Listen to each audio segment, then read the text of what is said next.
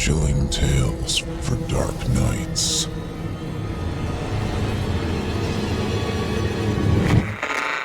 Want to make sure you never miss a Chilling Tales for Dark Nights video again? Be sure to subscribe and hit that bell to turn on notifications. John Henry Mason never lost a fight. Such was his claim to fame back home in Dodge City. Such it became wherever he traveled upon life's dusty roads. There is a first time for everything, though. John found himself thinking in spite of himself, as he fought for air, now beneath the vice grip of his assailant's rock-hard forearm.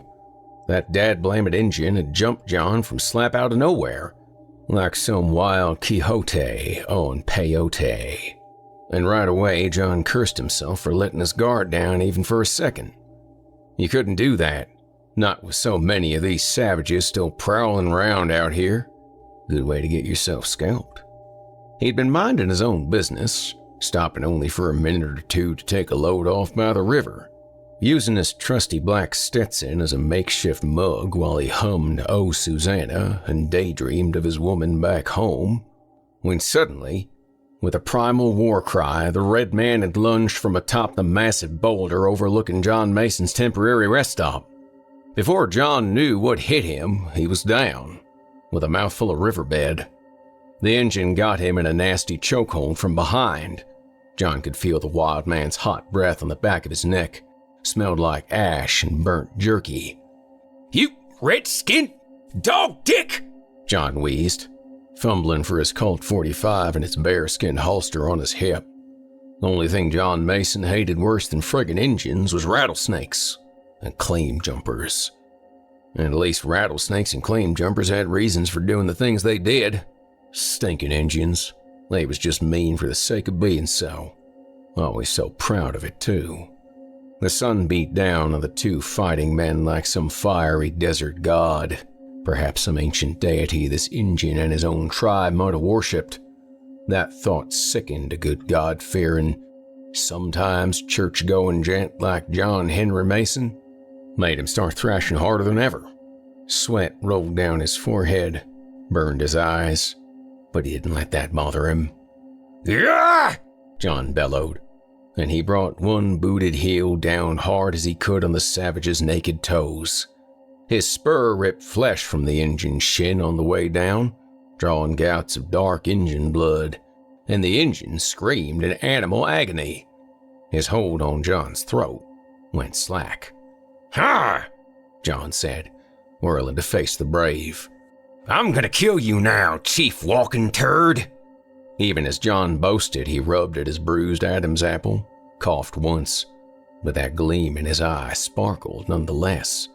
He spat bloody saliva at the Injun's feet, bared his teeth, and let that mischievous grin of his stretch from ear to ear. John Henry Mason sure did love a good fight. More so because John Mason never ever lost, especially to no low-life Injun. The Injun, John saw now, might have been his own age, perhaps slightly younger. The varmint was small and wiry, but quite muscular, and it was so hard to tell with these bastards anyway, seeing how they all looked the same. His skin was very dark, leather-like and sun-worn, his face a hard mask of pure fury. His straight black hair, so black it was almost blue, like the feathers of a raven, fell just past the Injun's shoulders. Kinda reminded John of that ebony-haired whore he'd spent the night with last week in one of Tombstone's finer brothels. "Ready to die, boy?" John growled. "Maybe I'll scalp you. Take that sissy boy hair of yours when I'm done. Make a wig from a woman. Mayawe, hude tude, gawagum," replied the Injun, taunting John. John couldn't wait to kill him now, though he hadn't the slightest clue what the asshole said.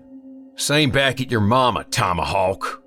John came in swinging fast and furious then. He could have used his pistol, sure, but then that would have been too quick. Better to pound this uncivilized prick with his very own bare white knuckles. And immediately, the Injun had his knife out. Such a primitive tool, but John Mason respected its inherent danger all the same. Arcane markings decorated its rawhide hilt, swirled up and down the length of its jagged gray-brown blade. The business end appeared to have been painstakingly carved from stone, or maybe bone. "Nice piece you got there, Injun," John said. "Too bad you ain't gonna get no chance to use it. You're one dead redskin." The Injun almost seemed to smile at John, as if, just maybe, he understood. And then suddenly, the Injun swung. Faster than the eye he moved, lashing out again and again with nary the slightest pause. John Mason said, "Ugh!" Looked down. His eyes went wide as cow patties. He couldn't believe it. Goddamn bastard cut him. Not much, but a little. Enough to sting anyways. Along his abdomen, perfectly bisecting his washboard stomach. John saw a thin line of crimson that only a few seconds later actually started to leak. "Why, you dirty son of a..." Playtime was over. John Mason was going to make this godless piece of horse manure wish he'd never been freaking born. He didn't stand around waiting for the engine to cut him again. John's boot came up, and with a bellow of unbridled rage, he kicked that no-good engine so hard in the nuts his squaw must have felt it back home. The engine yowled like a cat caught in a bear trap, grabbed himself, and bent over. "Ha!" John Mason said. Screw it, John figured. To hell with doing this slow. You couldn't fight these redskin sons of bitches fair anyhow. They wasn't even human. So, with that, John Mason pulled out his Colt 45. Even as he did, he could smell that well-oiled gun smell he loved so. And he smiled. And he shot that stinking engine 3 times. Pow, pow, pow. Once in each kneecap. Once in the stomach for good measure. The engine roared in agony, but only for a couple of minutes. His gut leaked dark fluid all over the place, on the rocks, in the otherwise crystal clear creek water John Mason had been drinking just minutes before. He'd be retiring to engine heaven any minute now. "How you like them apples, Geronimo?" John spat in the red man's face before putting away his gun. Then he leaned down to retrieve the homemade knife his assailant had dropped beside a rotting steer skull nearby. He admired the weapon, turning it over several times in his hands.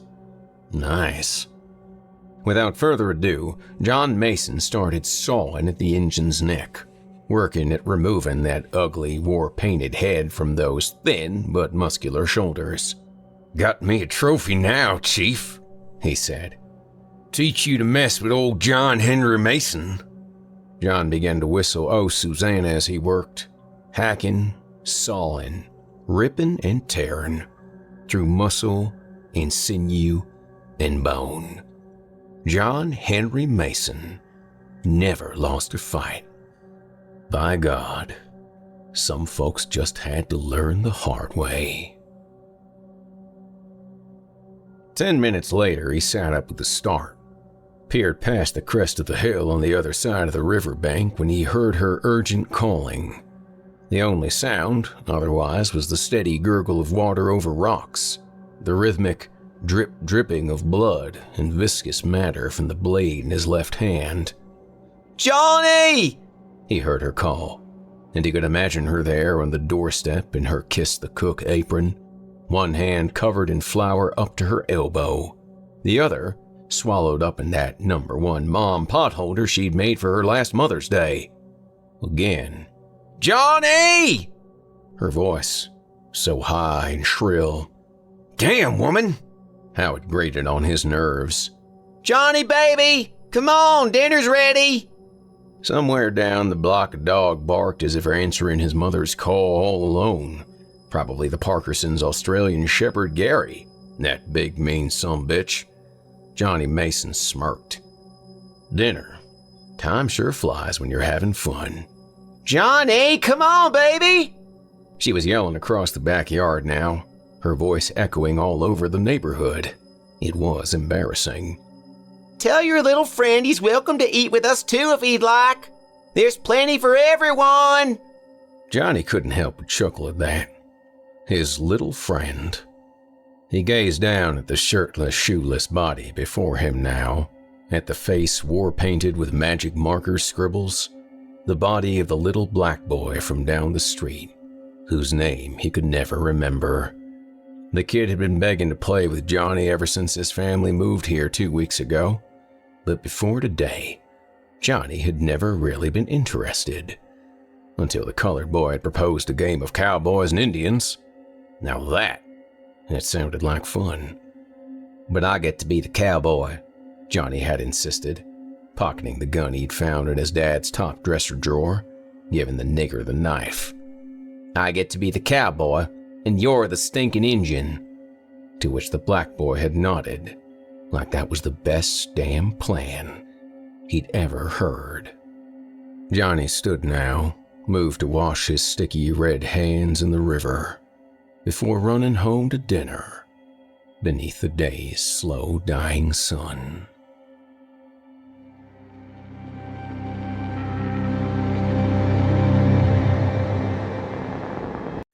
This is the story of how a novelty toaster ruined my life. First of all, I want to clarify that I'm not the kind of guy who buys a novelty toaster. I got it at a White Elephant gift exchange a couple of years back. You know, one of the swaps where everyone brings a gift and then you pick blindly and see what you get. Well, what I got was a toaster that burned the image of Jesus into the toast. People seeing Jesus in their breakfast was big for a while, I guess. I kind of remember when that was a thing. Anyway, this toaster made it so you could have a miracle every meal. At least, that's what it said on the box. I kind of hoped someone would steal the gift so I'd get another chance at drawing, but no one did, so I took it home, put it on a shelf in the garage, and forgot about it. Then, sometime in the middle of last year, my regular toaster quit working. I put in a couple of slices for breakfast, pushed the lever, and realized 10 minutes later that the toast had never popped up. For a minute, I panicked. Sure, that it was on fire and I somehow hadn't noticed, but as it turned out, the toaster contained 2 slices of perfectly cool, untoasted bread. Ordinarily, I wouldn't have even cared, but I had someone over and I was kind of trying to make a big thing out of breakfast. You know how it is. I'd made bacon and scrambled eggs, and toast is just part of that. You can't make a plate with eggs, bacon, and some floppy uncooked bread. And the eggs and bacon were already done, so I was committed to the meal at this point. I'd started preheating the oven, figuring I could probably manage to toast the bread in there if I was careful, when I suddenly remembered the novelty toaster out in the garage. It only took a minute or so of rooting around before I came up with my prize. Breakfast was saved. The toaster performed as advertised. It took bread and made it into toast. I popped the first couple of slices out, noted that they did in fact have a face slightly burned into one side, then promptly cut them into triangles for a better presentation on the plate.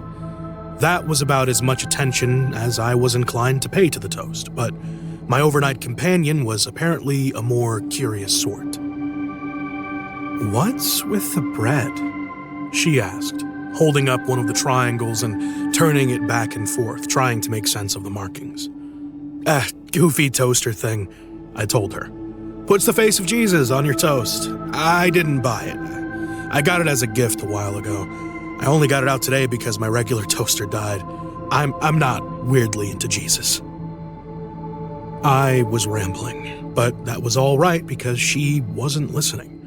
She picked up the other triangle and was holding the 2 pieces together, looking at the full picture. "Doesn't look much like Jesus," she said. "Well, it's heating elements on bread. You're only going to get so good a picture." "Sure, but doesn't Jesus usually have a beard?" I looked. It was actually a surprisingly clear picture. There was some nice shading, which I found very impressive given the medium. My date was right, though. It didn't look anything like Jesus. It was a slightly heavy-set guy, a little bit jowly, probably late 50s. He had glasses and a scowl on his face. He didn't look holy at all. was my intelligent contribution. I held up my own piece of toast, which showed what appeared to be the same man in profile. This had to be a joke from someone at the factory. Someone had swapped out the plates or whatever was inside. Well, maybe it's Jesus in his later years. Jesus didn't have any later years, my date pointed out. I know how to solve this problem. I took a large bite of the toast. There, now it's not a picture of anybody. It's funny. I genuinely can't remember her name or what she looked like, but I remember that face burned into the toast. It had kind of stuck in my mind even before I knew it was important. It really was an excellent likeness of someone who was definitely not Jesus, and that seemed like a weird sort of screw-up to have happened in the manufacturing process. If it hadn't looked like anything, I could have understood that, but to look distinctly like a different person? So the toast was still on my mind when I went out for groceries that day. I wasn't actively thinking about it or anything, but it was still there. Enough so that when I spotted a heavy-set guy down at the end of the aisle, my first thought was, he looks kind of like the guy from my toast. We were heading opposite ways down the aisle, getting closer to each other, and as he drew near, I started to get weirded out. He didn't just look kind of like the guy from my toast. He looked exactly like him. Same glasses, same slightly sagging cheeks, same haircut. I told myself that I was imagining it, that it was just a strange coincidence, but I couldn't stop staring. The more I looked, the more certain I was. I'd seen this man in my toast this morning. You need something? He'd caught me staring. No, sorry, you just remind me of someone. Yeah? Who? Jesus, I thought. But the man didn't look like he had much of a sense of humor. I just shook my head and said, just someone I used to know. You're the wrong age, though. Sorry. We pushed our carts past each other and went our separate ways. I refrained from looking back over my shoulder for fear that he'd catch me staring again. But when I got home, I put another slice of bread into the toaster. The image that came out was definitely the man I'd seen in the grocery store. I told myself that it was just a weird coincidence. The toaster had a weird flaw. The guy had a generic kind of face. That was all it was. But it was still bugging me when I got up the next morning. So I made toast again. I had a vague idea that I could reverse image search the picture, maybe find some sort of facial recognition program to compare it to online photos or something. I don't really know how this stuff works. I just know it's out there. In any case, it turned out to be irrelevant. When the toast popped up, I snagged it out of the toaster and was confronted with a picture of a totally different person. This one was a man with a hipster beard in maybe his mid-20s. No glasses, no scowl, no chance that it was the same image as yesterday. The profile view showed some odd markings below his ear, maybe birthmarks. It was clearly an image of a specific person. There was no way I could dismiss this as a defect. I put in another piece of toast and got the same image back, as identical as variations in the surface of the bread would allow. I peered inside the toaster, trying to see the piece that made the image, but all I could see was flat, featureless metal. It was like it was creating these pictures out of nothing at all. I thought about opening it up, but there was a label on it, warning of a risk of severe electric shock, and I had no idea what I'd even be looking for anyway. Some sort of plate with shifting pins? That might explain how it was able to do two different pictures, but not how it made a picture of a man I saw later in the day. That part really was just happenstance, I told myself as I ate my toast. It's just got some sort of pre-programmed set of options, and one of them happens to be a generic older white guy. I probably saw dozens of guys like that every day. Really, there were lower odds that a toasted image wouldn't look like one of them when you thought about it. In fact, that explained the whole thing. I looked around online and found that you could buy selfie toasters where you could put in whatever image you wanted. This must have been one of those models that had somehow gotten into the wrong box. They probably made them all in the same factory. Once I could figure out how to change the settings, I'd stop getting the factory presets on my toast. I was able to keep telling myself this, right up until I took my dog Odin out to the dog park. He was having a good time, roughhousing with the other dogs, but At one point, it started to turn a little too serious. I stepped in to grab his collar, just as the owner of the other dog came to pull his away. I was looking down at Odin at first, so he didn't really register at first. All I saw was the hand on the collar and a pair of skinny jeans. Thanks, I said as I looked up. Sorry about... I froze as I found myself looking directly at the man who'd been on this morning's toast. Same facial features, same beard. The marks behind his ear that I hadn't been able to make out in the toast were a series of small tattooed stars. It was perfectly clear now that I was looking at him in person. The image had definitely been him, not just someone like him. It was too perfect to be a coincidence. No problem, he said, not seeming to notice my alarm. Come on, Bruno. If you're gonna be a bully, you can't play. He gave me a half wave as he towed his dog away. I stared after him, trying to figure out what this meant. Something insane was going on. My toaster was predicting the future, or I'd just gone totally crazy. Of the two, the second option seemed a lot more likely. People went crazy every day, after all. Toasters very rarely became prophets. Odin twisted in my grip, anxious to get back to running around with the other dogs. I let him go and watched with envy. He was carefree, blissfully unaware of magic toasters and whatever strange messages they were trying to send. Enjoy it while you can, I told him on the car ride home. When I get sent to the loony bin, you're gonna end up at the pound. Then you'll understand why this matters. I became obsessed with the toaster. I had to know what it meant, what it was trying to tell me. I made toast every morning and studied the two pictures, looking for anything that connected them to the previous ones. I took photos so that I could compare multiple days of images side by side. I took notes, made measurements, searched for answers. I could find no links. The people were random each day. All races, all genders, all ages. They were most often in the range of 25 to 50 years old. But there were more than a few whose wrinkles stood out prominently in the chart, and at least a couple of children who couldn't have been any older than 8. The ratio was about 60-40 men to women, but there was no clear pattern for when one or the other would appear. Sometimes I'd go a week with nothing but women in my toast. The only thing they all had in common was that I saw them at some point during my day. It was usually just a passing glance, but as my obsession grew, I began to scan crowds as I walked through them, determined to catch my target unawares. I reasoned that if I could follow them, maybe overhear them, I might find out what connected them all. This, too, was of no use. I did begin to spot many of them before they saw me, and even successfully followed a few unobtrusively. They all simply seemed to be going about their lives, though, no different than anyone else I had passed. Why, then, did the toaster care about these specific people? I found out almost by accident. Actually, completely by accident for certain meanings of the word. I was out walking Odin one day, doing my now standard paranoid scan of my surroundings.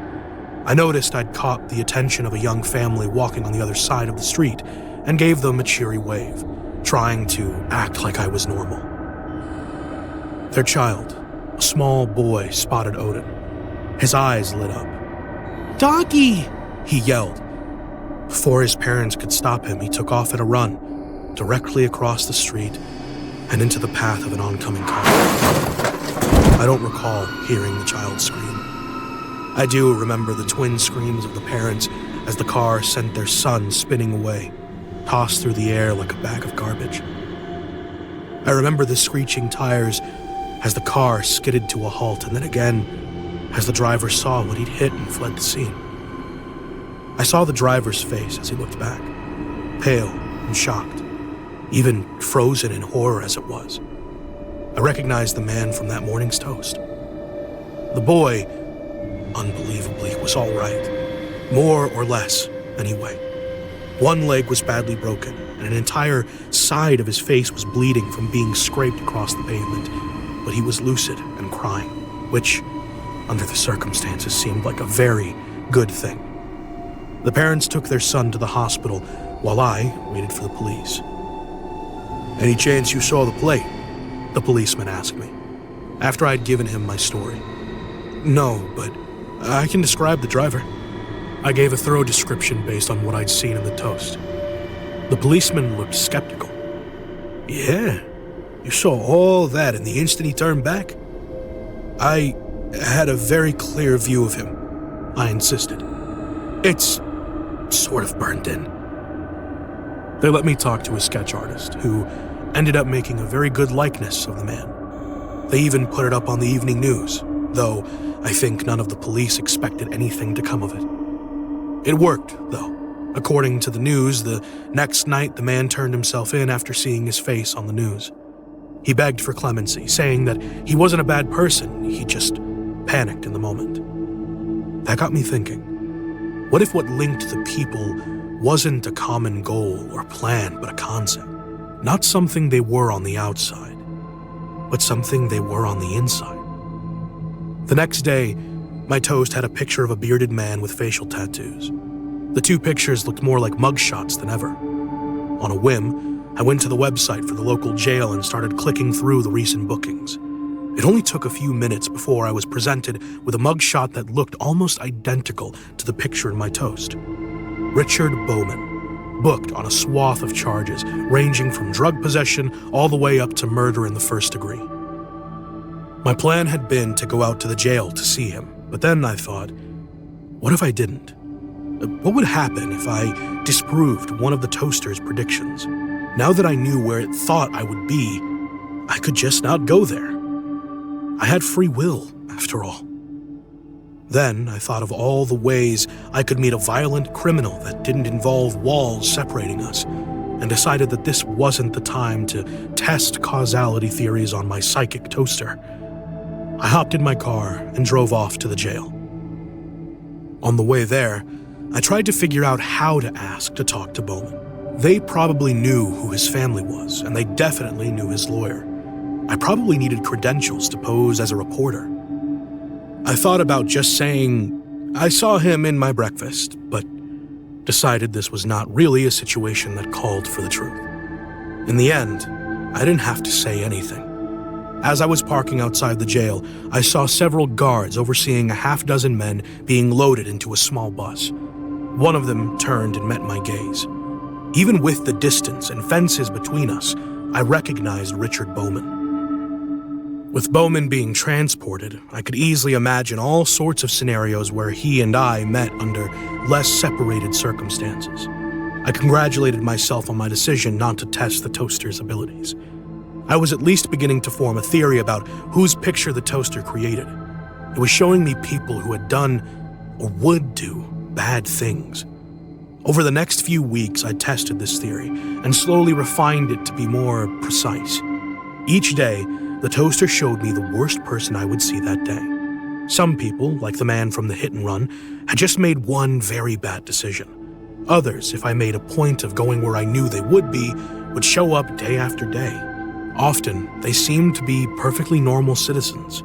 No one but me knew what they were actually like. I fantasized about digging up their secrets, private investigator style, and turning them over to the police. Everyone would be amazed at my prowess. "We had no idea," they would say. "However did you figure it out?" I would tell them about my investigative techniques. I would not tell them about my toaster. The morning toast had turned from a worrying aberration into an exciting puzzle. I researched the people it showed me, hunting for hints about what might have been in their past. I watched the news to see if anything they had done that day featured. It was a game, and it was fun. Until the day my mother came to visit. It all started innocuously enough. She called to say that she'd be in town for a week for work, and I invited her to stay at my house. "If it's not an imposition," she said. "No, of course. It'll be great to see you for a week." "I'll bring your stickers," she promised. I laughed. Growing up, Mom had always traveled for work. She was gone about a week every month, and for as long as I could remember, she'd always brought me back a small sticker from wherever she'd gone. I had a huge wall map of the United States that was covered in these stickers. She and I would put them on the map together over the city she'd been in, and she would write the date on it. The map was folded up in a box somewhere, but I still had it. Mom was continuing to travel for work, and whenever I saw her, she'd give me the envelope full of stickers she'd been saving for me. I hadn't gotten around to putting a lot of them on in the last few years, but I always meant to, and I still enjoyed getting the stickers.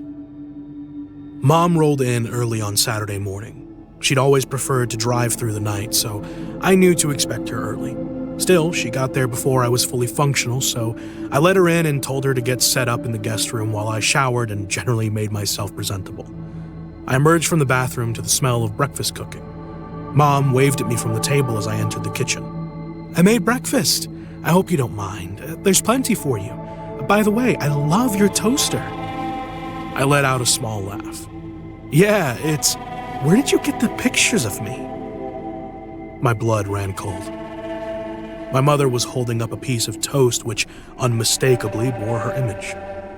She was smiling as if it meant nothing. And why would it mean anything to her? But to me, it was horrifying. "You okay?" Mom asked, noticing my sudden freeze. "Yeah, I'm fine." I forced a smile. Breakfast sounds great.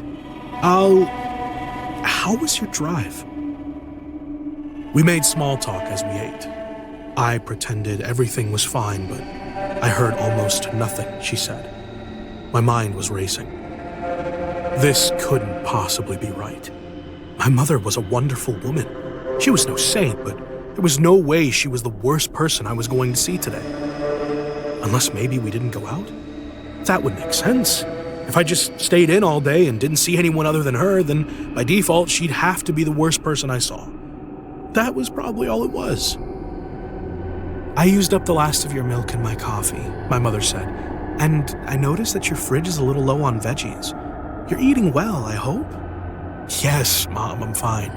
I just usually go grocery shopping on Saturdays, so I'm low on stuff." "Well, don't let me break up your routine. I'm sure I can entertain myself while you're out." "I can go later." "Don't be ridiculous. Go, do. Pretend I'm not even here." Reluctantly, I left the house to go to the store. I tallied the people I passed. Every person who met my eyes, clanging another condemnation against my mother. She was worse than that man, worse than that woman, worse than that whole family.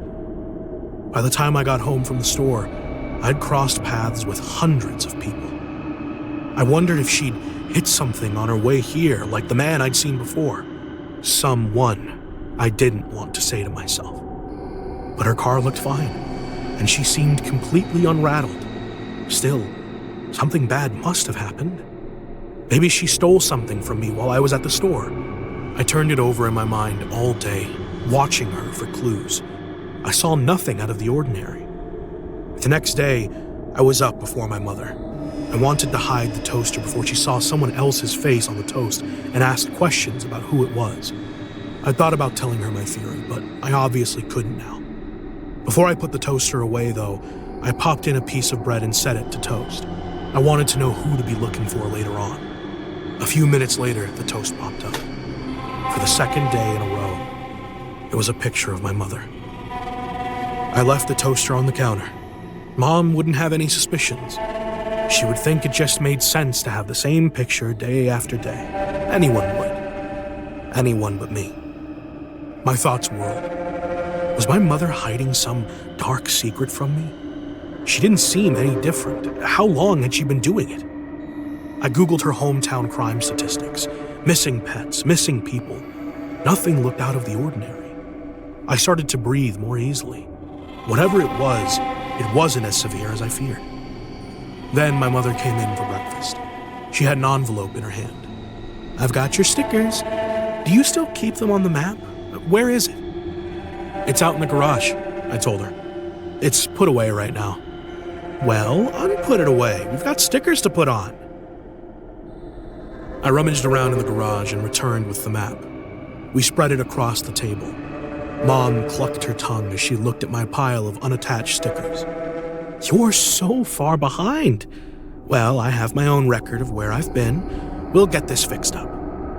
So saying, she picked up one of the stickers and affixed it to the town where it belonged, adding the date she'd been there. An idea that had been tugging at my sleeve for attention suddenly grabbed me by the wrist and pulled. Her hometown wasn't the place to look for unusual activities. The travel map was. All of the locations marked with the dates she'd visited. That was what I needed to search.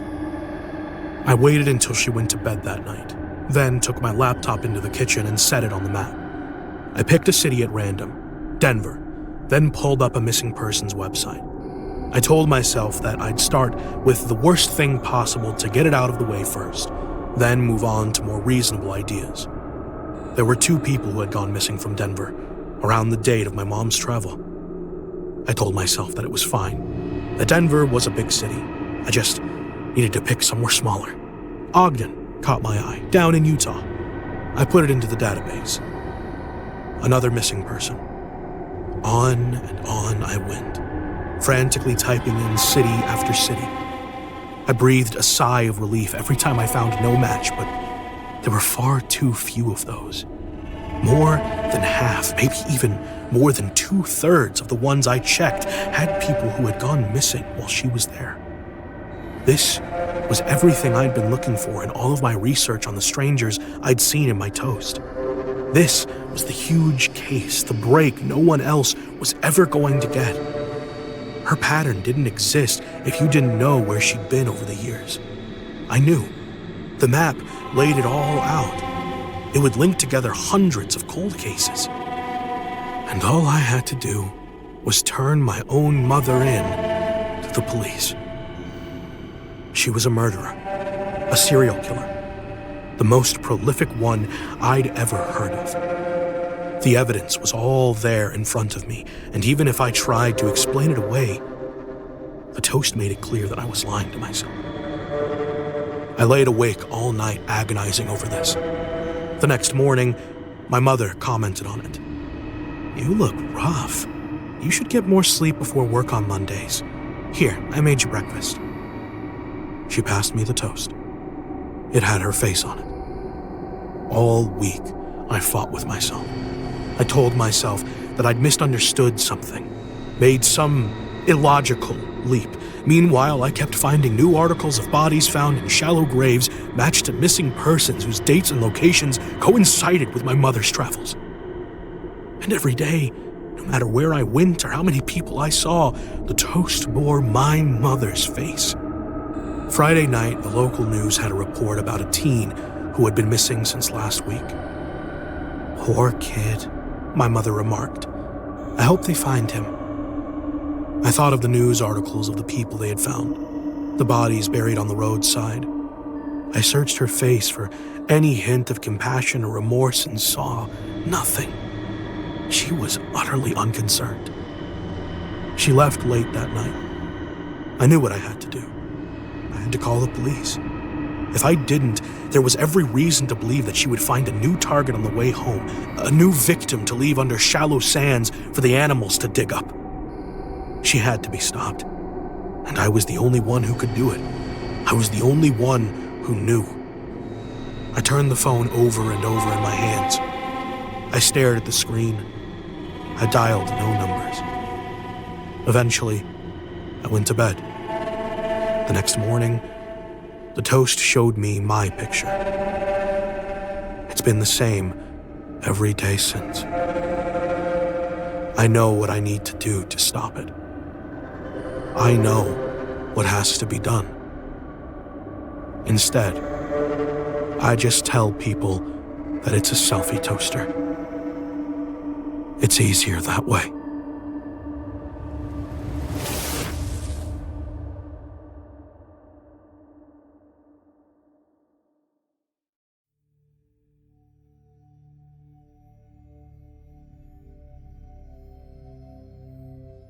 Debbie Sanderson was a dream come true. At 5'9" with a quick wit, perfect smile, and the deepest brown eyes I'd ever seen. We'd met on a Discord server about 2 months back and really hit it off. Our conversations evolved from messaging to phone calls and video chats. She seemed like everything I'd ever wanted. Our only obstacle was distance. She lived in Colorado and I didn't. I'd always wanted to go, but I could never justify the trip. I hated to travel alone. But when Debbie invited me out to visit, I couldn't help but jump at the opportunity. My motives weren't all of a romantic interest, though. I knew Colorado had some of the finest recreational activities that aren't what you'd call legal where I'm from. My friend Colleen recently moved there and said there was everything you could imagine. Cannabis, popcorn, gummies, brownies. Basically anything and everything you could ever want to put pot in had, well, pot in it. GPS would take me anywhere that I needed to go, hotel-wise and such. After a lot of research, extra shifts to save up money, and planning with Debbie, my room was booked and my itinerary planned. I wanted to be as best prepared as I could to be given the spontaneity of my new surroundings and people.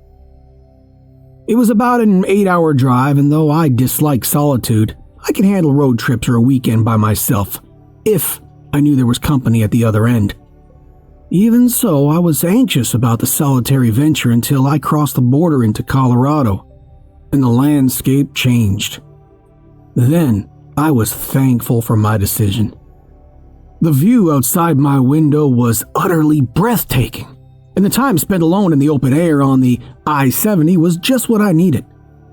The windows were as far down as I could stand, the air freezing on a level I simply wasn't used to, but the cold made me feel alive. I listened to my best of the oldies playlist on the drive. And as the last notes of Good Vibrations faded out, I'd reach my destination. The timing was perfect, as if the Beach Boys were foreshadowing a life-changing experience. But the Beach Boys hadn't met Debbie. Despite having the body of a goddess and eyes like midnight, the poor woman ended up being a total dud. She introduced me as an old family friend to her neighbors. Her house was an ungodly mess. She actually jumped the first time I put my hand on her leg. Around the time that I started to wonder if maybe I'd been catfished, I also realized that, in the end, it didn't matter. There was no chance we would ever work out. But the end didn't mean we couldn't have some fun before I left. She took me to her favorite dispensaries and restaurants. We drove about 70 miles out of town so she could take me on the road that the opening to my favorite Netflix show was filmed on. So many edibles were sampled. Popcorn, brownies, candy, you name it. Try as I might, I just couldn't get her to break out of her shell.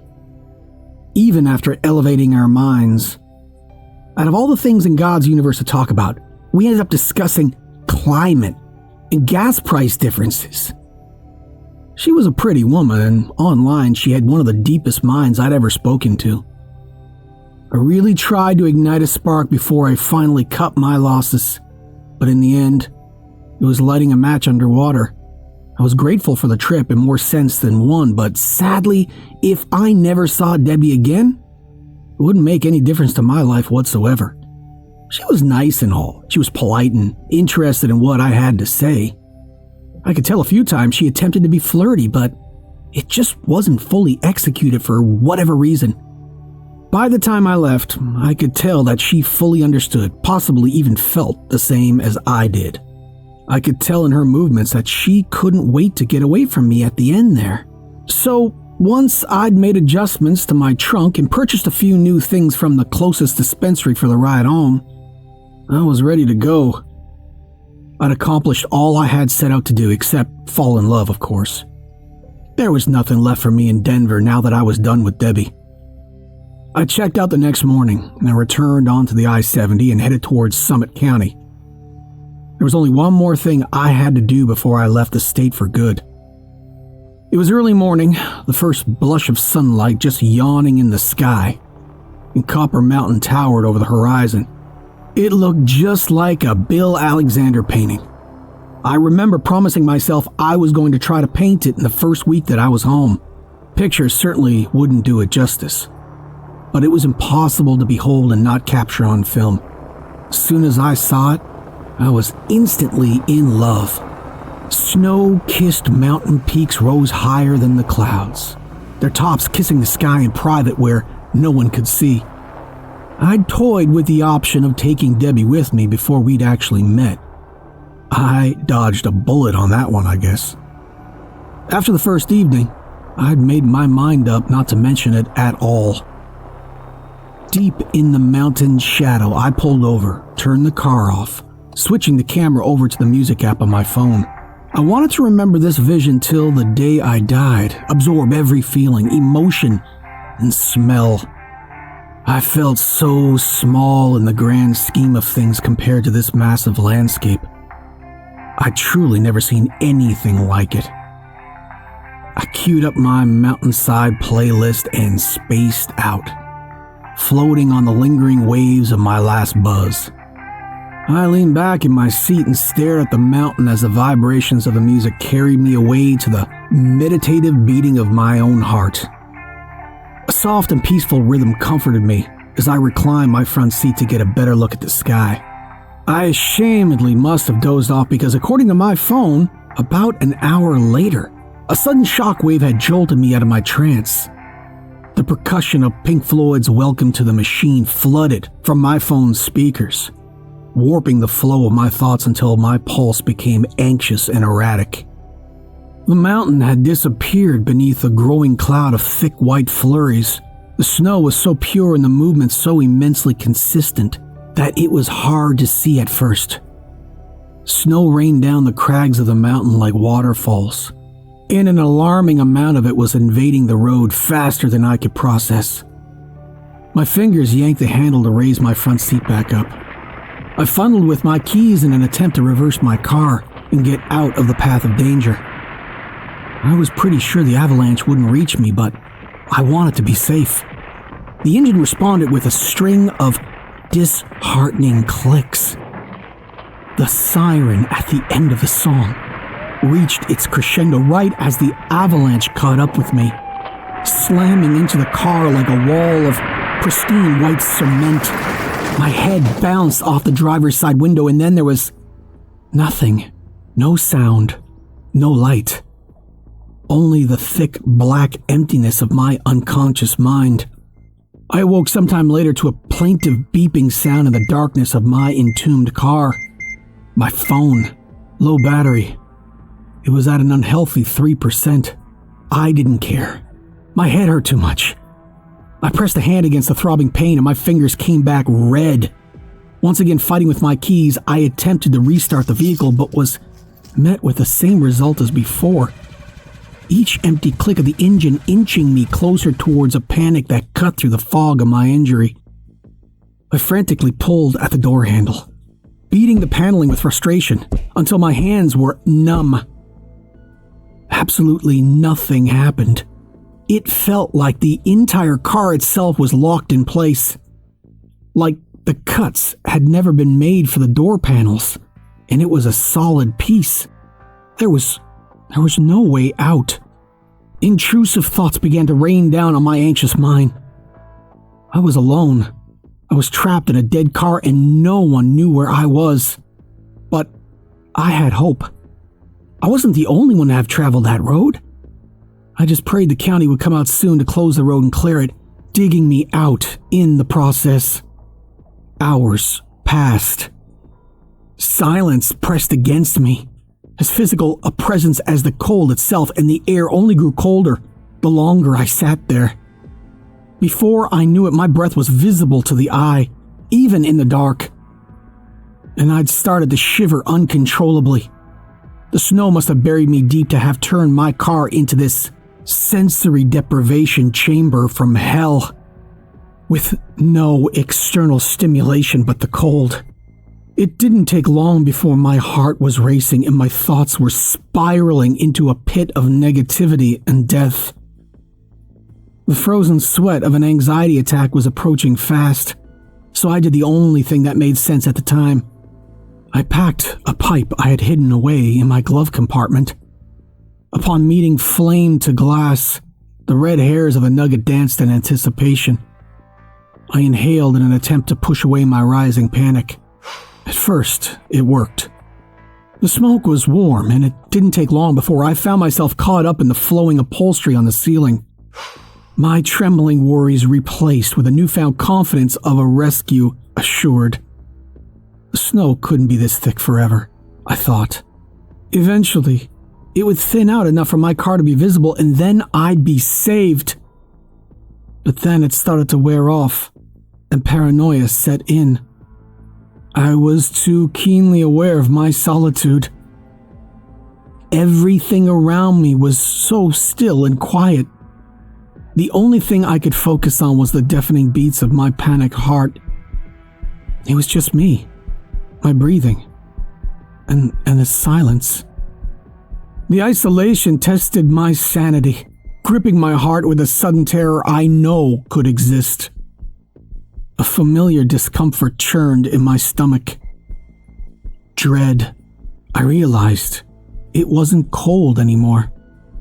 There, in the depths of my icy coffin, a surge of warmth had enveloped me.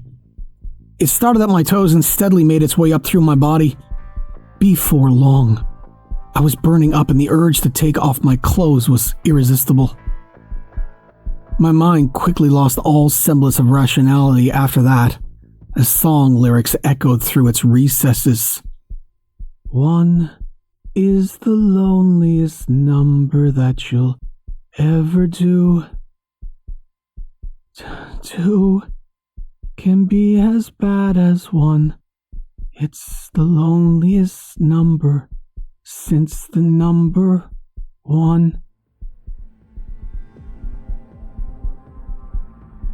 It had to have been at least 24 hours since I'd been trapped in the car. Not that there was any way to tell. My car was dead. My phone was dead. The only thing left with any life in it was me.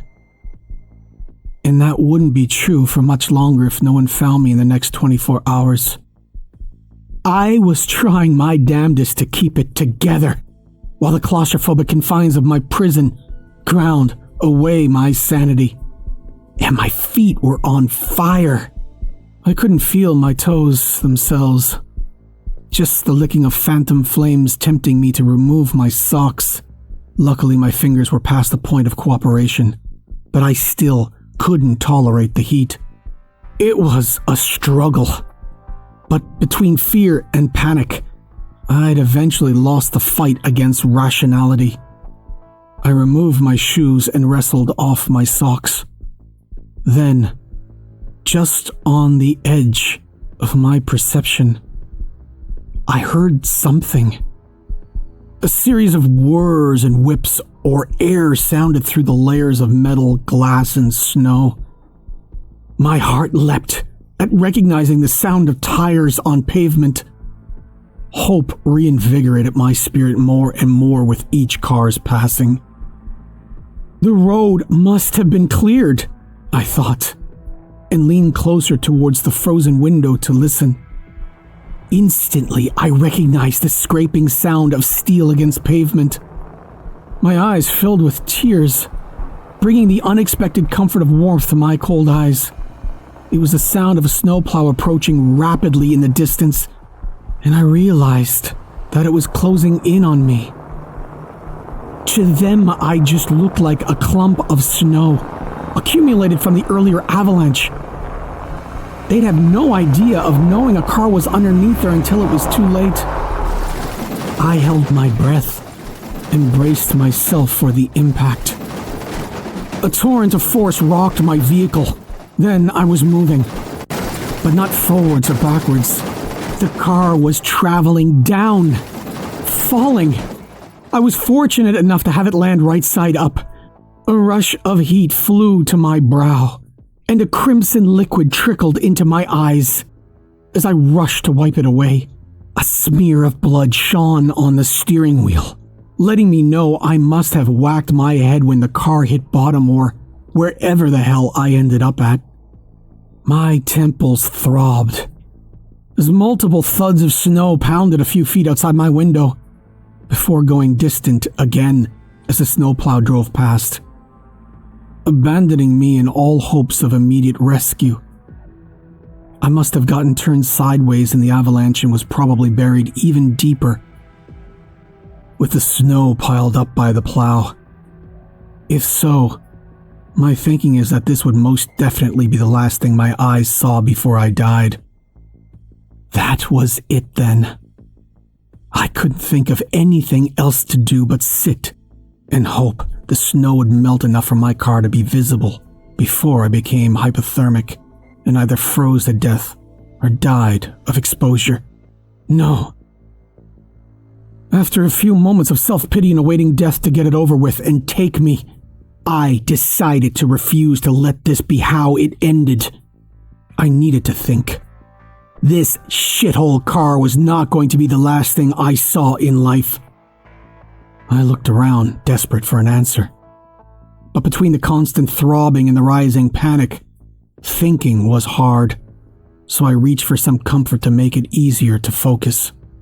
The zipper of my backpack filled the silence of my would-be tomb with a thunderous growl. No matter how slowly I pulled, it jarred my senses. But a cautious swirl of my hand inside the bag, careful not to make too much noise, brought me the container I sought. The label read, Jedi Haze. This ought to be good, I thought. Despite the warmth I felt, my hands shook from the cold, spilling some herbs as I tried to empty out the dead embers from earlier and pack the glass pipe. Lighting it was agony. Each tiny spike of the wheel felt like needles jabbing in my ill-circulated skin. However, the more I smoked, the more scenarios leading to my death faded from my mind. It took a few minutes, but eventually my mind cleared and I knew I needed to get it together and come up with a plan. If I was going down, I was going to go down swinging.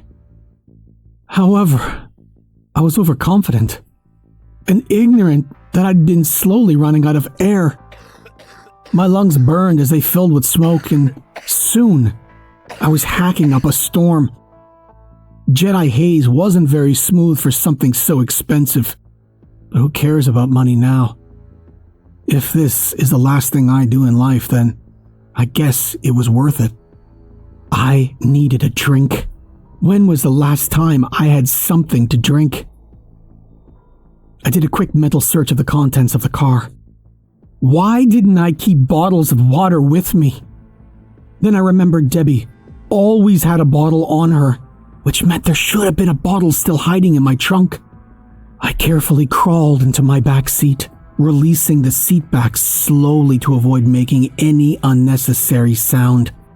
As I accessed the trunk, I searched briefly, sliding my hand under and between the contents, and was relieved to find one glorious bottle, the water still unfrozen, trapped under the stiff insulating mass atop it.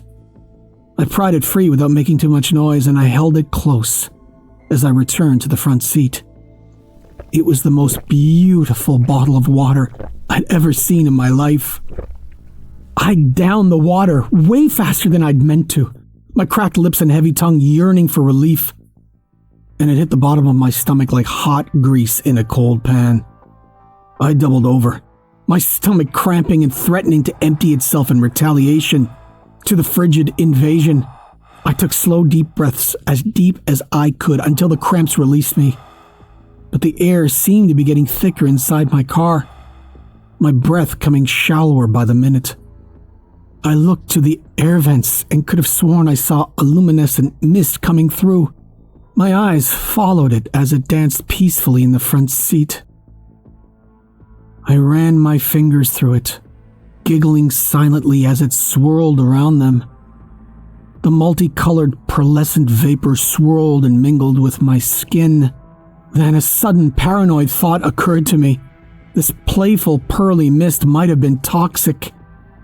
I yanked the collar of my shirt up over my nose in a panic, my giggles quickly giving way to terrified whispering sobs.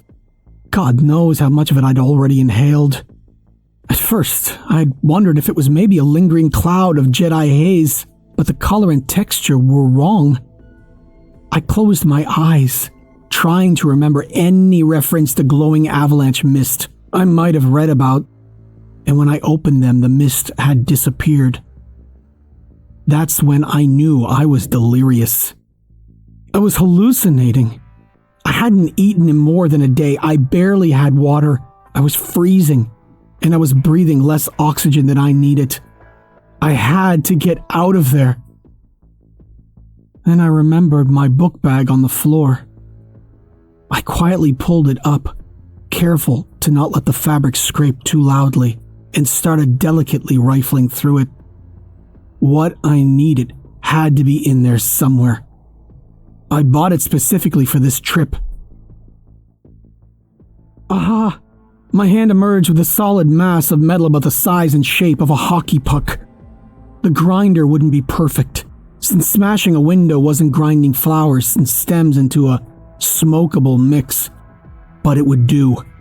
I didn't relish the cacophony of glass and snow it would create inside my car, but if I could just break the window, I might be able to burrow my way out through the snow. I figured it couldn't be that thick if I heard traffic through it. Winding back my arm as far as I could, I slammed the grinder into the window. The sound was blinding. It assaulted my ears just about as much as I had assaulted the window. It reverberated throughout my car, and I wanted to cover my ears and hide. But my adrenaline was high, and if I stopped now, I might not get the chance or courage up to start again. I pounded at the glass. My hand ached from the impact and I swore my ears would bleed from the sound.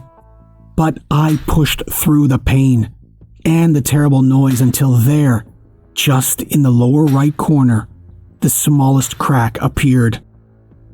I concentrated on that crack for dear life until, eventually, the window shattered. Safety glass consumed my entire face and neck. I didn't care though. Freedom was almost tangible. At that moment, I decided that once I'd made it out, I was moving somewhere without snow. Thoughts of tropical winters and warm sunsets fueled me as unwanted black lines writhed at the periphery of my vision. Everything felt like it was tilted sideways, and I thought I knew it had to be from the lack of oxygen. I swore the car was getting smaller with every increasingly shallow breath I took. I jammed my fist into the snow outside my window to scoop it out of the way and screamed as searing pain exploded in my hand. There was no snow outside my car, only a hardened wall of solid ice. Tears of hopelessness cascaded down my face as my hands flew randomly around the floorboards of the car, further injuring my already battered fingers. Not that I could feel them anymore. There had to be something else I could use to protect my hands. That's when I spotted them. The socks I discarded earlier when my feet were on fire. They were covered in bits of glass or ice, but I didn't care. At that point, it didn't really make much difference. Both were freezing cold and razor sharp. For protection, I wrapped my hands in my socks, and I resumed my attack on the ice with my grinder. Maybe the ice was thin. Maybe all I had to do was break away the first layer, and it would be the snow the rest of the way out. I hoped. But it wasn't that easy. I kept going anyway. I had to keep going. I had to get out. My arms were numb. My muscles weighed down from exertion. My head was fuzzy. And a suffocating heat began to consume my body with every labored breath. Then I felt a hint of fresh air hit my face, and I almost screamed with joy. The ice was stained a darkened red by then, and I couldn't bear to think of the state of my hands. I knew Peeling back the socks to peek would only make me panic, which might use up the rest of my crucial oxygen. So I left them where they were. I wasn't done digging. I blindly hacked at the ice. My muscles renewed with hopeful vigor as each chunk of ice chipped away. I was caught up in a frenzy, blindly stabbing away at red ice and snow. I didn't stop until something hit the floor at my feet. My heart stopped as I leaned down to retrieve what had fallen. A shattered, bloody finger with the bone protruding at the knuckle break. My biggest fear was the grinder had broken and I was left with nothing to dig my way out. The grinder was fine. But what was I supposed to do about my hands, though? After retrieving it, I knew my attempts at escape were fucked. Cold air kissed my cheek through the tiny air hole, leading to the outside world. As darkness overwhelmed me, with freedom so close, and yet so far, I slipped into the void.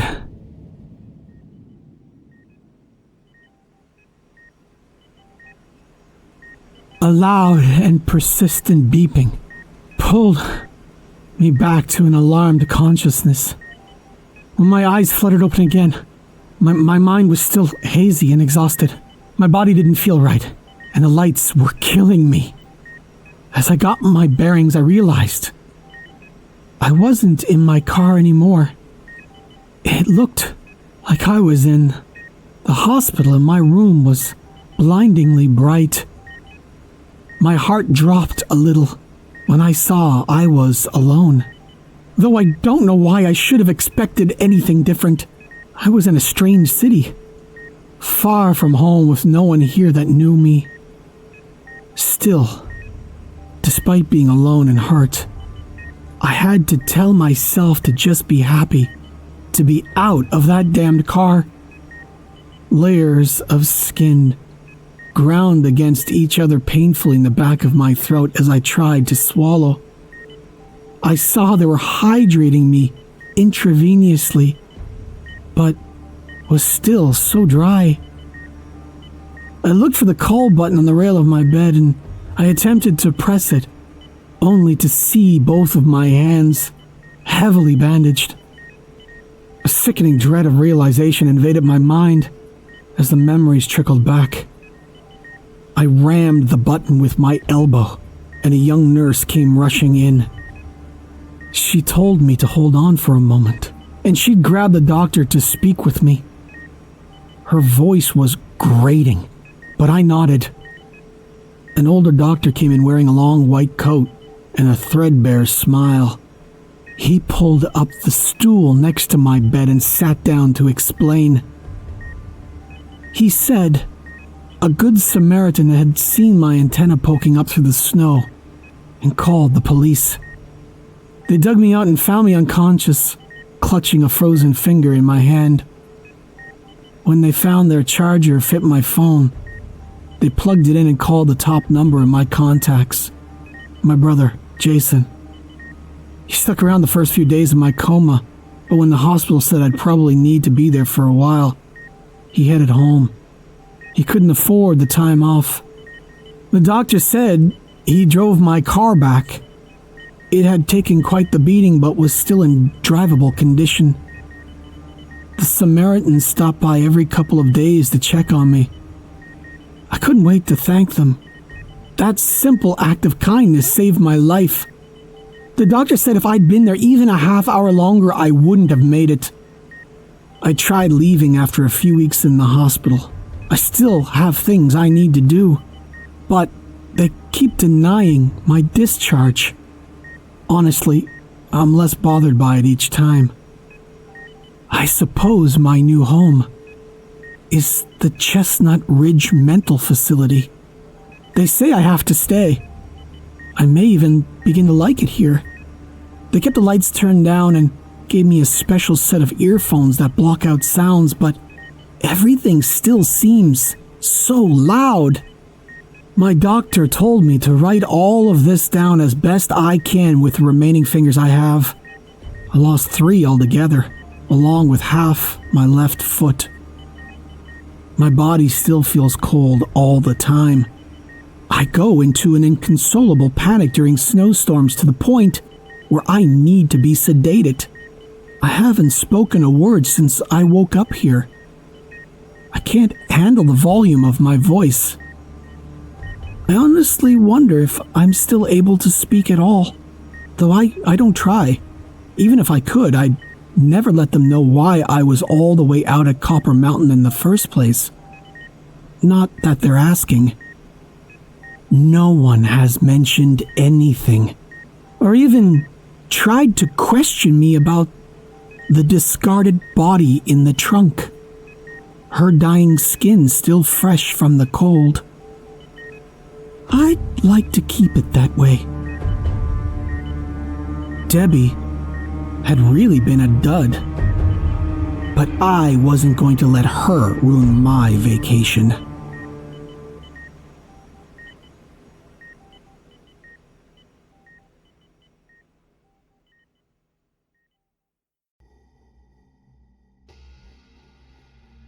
It began as another dreadful day working overtime in the hellish place we called home.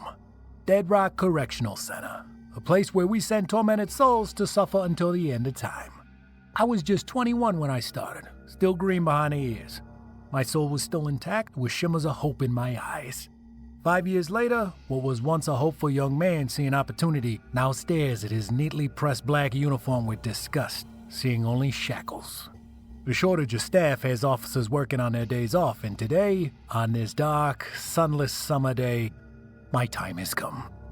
I was always a bigger boy than others, not around the belly, but around the shoulders. My father said I was a giant among men, put on this earth to defend. It only seemed natural that I should step into such an environment.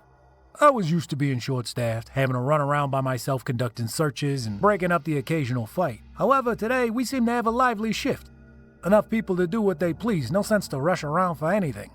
And yet, here I was, standing when I could have had my head buried in my pillow. Dead Rock housed various men who had all done some bad. However, it varied in sickness. Housing 1,500 men in only 5 buildings, we separated them per their, shall I say illness?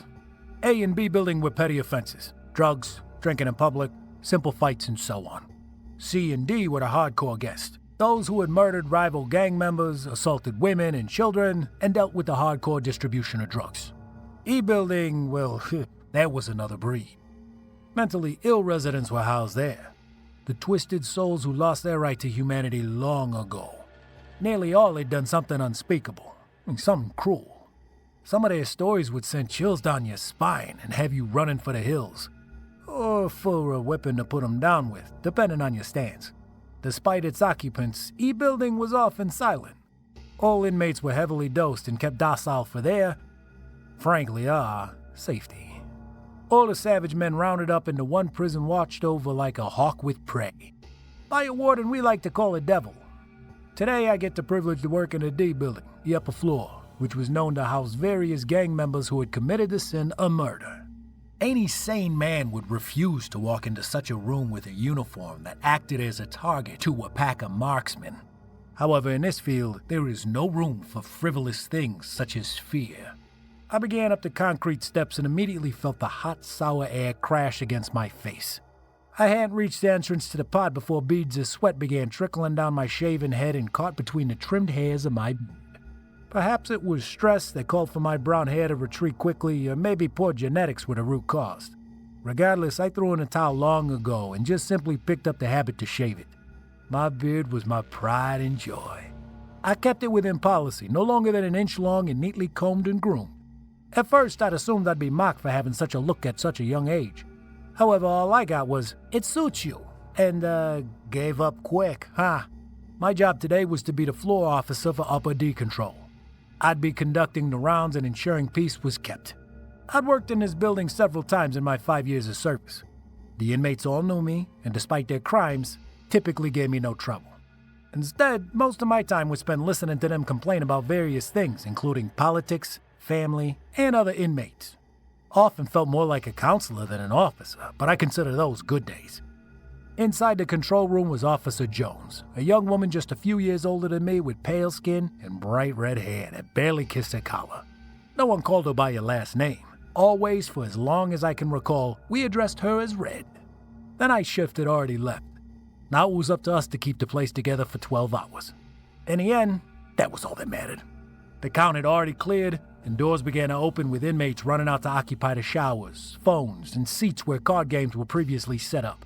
"Ready for another day in hell?" Red asked, looking away from the computer. I picked up a radio and placed it on my side, adjusting it slightly before looking up at her. "Yes, ma'am. Let's make the best of it." The day went on as regular. First breakfast call, then med call. By noon, they all went between the yard and lunch. The pod was virtually empty when I made my rounds. Still, I performed my job as normal, making sure nothing was out of place, and those that did remain complied with our guidelines. All in all, it was going well so far. Just a normal day in a dreadful compound referred to by staff and residents as the Prison of the Damned. It was a little past 2 as the inmates returned from lunch when Dead Rock earned its nickname. I was standing in the booth talking to Red about my wishes to be out on a lake somewhere far away, basking in the sun as the warm breeze brushed my face, when chaos erupted. All at once, several inmates began fighting. Even though it had just started, I could already see blood being spilled from faces by wailing fists. I hurried out the door while she called in a code alerting others of the disturbance. Outside, I withdrew my pepper spray in my left hand and my baton in my right. I entered the pod while only a few paid me notice as the sounds of rage filled the air. Kicking and the slamming of fists sent various bodies flying. Some even used weapons to ensure their opponents stood no chance of winning. I barked an order for them to stop, but no one gave notice. I growled, feeling my anger bellow within me as my feet planted firmly on the cold concrete floor. "Enough, or I'll see to it you all go on lockdown for a month." A few cast their eyes on me and withdrew, but others remained locked in combat. Talking would not fix this. I learned that from incidents before.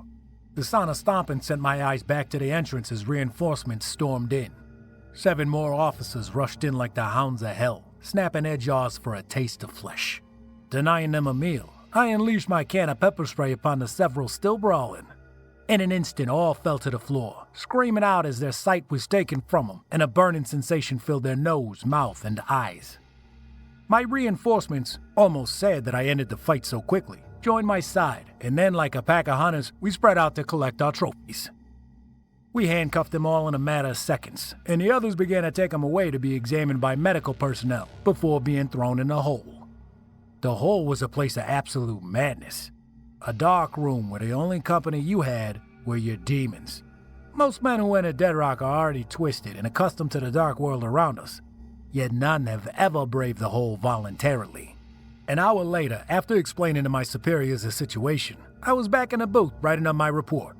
Red was on break and then to report to medical to assist with the processing. Alone and with a silent pod now on lockdown, I was able to do my work in peace. It was a rare gift in a place such as this. As I wrote my report, recollecting every detail of the fight and my actions, I felt eyes staring at me. A sickening feeling rose in my gut as I pried my gaze from my work, staring into the window that looked out upon the pod. The inmates all stood at their doors, staring through the small gaps, all of them looking at me. I usually would growl and return to my work, but this was different. Something was different. Something was wrong. Their eyes were all black as coal, and skin pale as sheets of snow. My heart began to pound as I stared into the vast, twisted souls who seemed to sense my unnerve and lick their lips in hunger. My hands began to tremble, and my body shook as if I felt something I hadn't felt in years. Fear. I pulled myself away only to be caught by something else. The monitor hanging above the computer had begun flashing. Normally it was positioned on an angle that would show everyone looking at the yard where inmates went to experience fresh air. However, now, it was changing faster than my eyes could keep up. Fear was replaced by confusion, and I almost questioned if this was some prank before the monitor finally settled on a screen. It was medical. I could tell immediately by seeing a nurse standing in the camera's direct view. Though it was only in black and white, I could easily fill in the color gap and would recognize the nurse's blue scrubs anywhere. It was just a standard view if one were to cast a quick glance, but while I studied the monitor, it revealed a dark scenario that genuinely represented the name Prison of the Damned. The nurse held a pair of long scissors and was swinging them at figures. I could only catch a slight glimpse of arms and legs, mostly with the occasional head poking out. She was standing in front of something. Someone. Behind her was a body wearing formal clothes, laying still but for the minor twitch of a leg, a dark pool underneath them spreading across the floor. I quickly grabbed my radio and called a code advising them of the situation and that staff was in desperate need of help. That someone was seriously injured. I waited for the questions. I waited for the phone to ring, to hear screaming, panicking voices asking me what I know. But instead, I was greeted by silence. Whispers began to trickle into my ears as I looked up to see the inmates still staring at me, licking their lips. I turned my radio up but only caught the shuffling sound of static. Quickly, I tried the phone, but my heart sank as a dead tone rang through my ears, sending a cold, deadly quiver through my core. I did what I think most would do with no other way to contact anyone and unable to leave. I watched.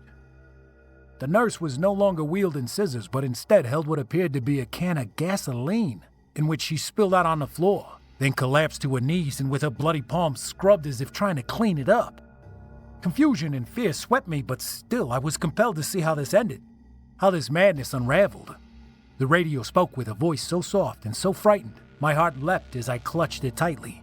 "Please," a whispering female begged from the depths of a sorrowful soul. "Please help my sister." Before I could press a key to respond, another voice broke free. This one dark and low, loud and violent, shouting, "Damned!"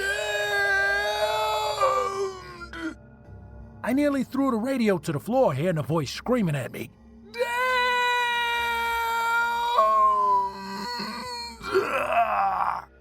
It continued booming louder than I could ever have imagined, the voice almost animalistic in sound. It repeated over and over before I was forced to turn it off and slam my head down in shame, fighting the urge to let tears of fear drench my cheeks. Sound from the monitor caused my head to snap back up. Normally, this doesn't happen. This sound went out years ago, and no one ever gotten around to fixing it. Yet here, right now, at this moment, I could hear a baby. Yeah, a baby's cries. Looking up, I saw a white-haired elderly woman with skin sagging in the texture of leather. She wore pants but was topless as she pressed an infant baby to her chest and began feeding it to soften its cries. The impossibility of it all caused my head to spin. The inmates who only stared now shouted. They threw various things at the window to taunt me, to encourage me to retreat.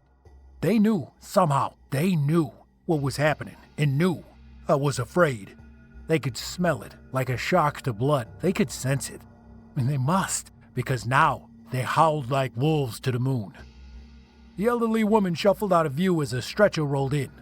No one pushed it. It glided with ease, and I could almost hear the wheels grind and squeak. The foam padding was distorted and misshapen, and I had to squint my eyes to get a better view. I could see now what appeared to be a face pressing through the foam, as if it were about to burst free. The mouth opened wide, and I could only imagine screams of terror were trapped in the padding. Two hands pressed hard against the foam padding of the stretcher and began clawing from the inside. As I watched, I could see small tears begin to form and black pus seep out. As I watched in horror, the figure continued to claw, trying to free itself, and 3 small figures crawled up from the legs of the stretcher.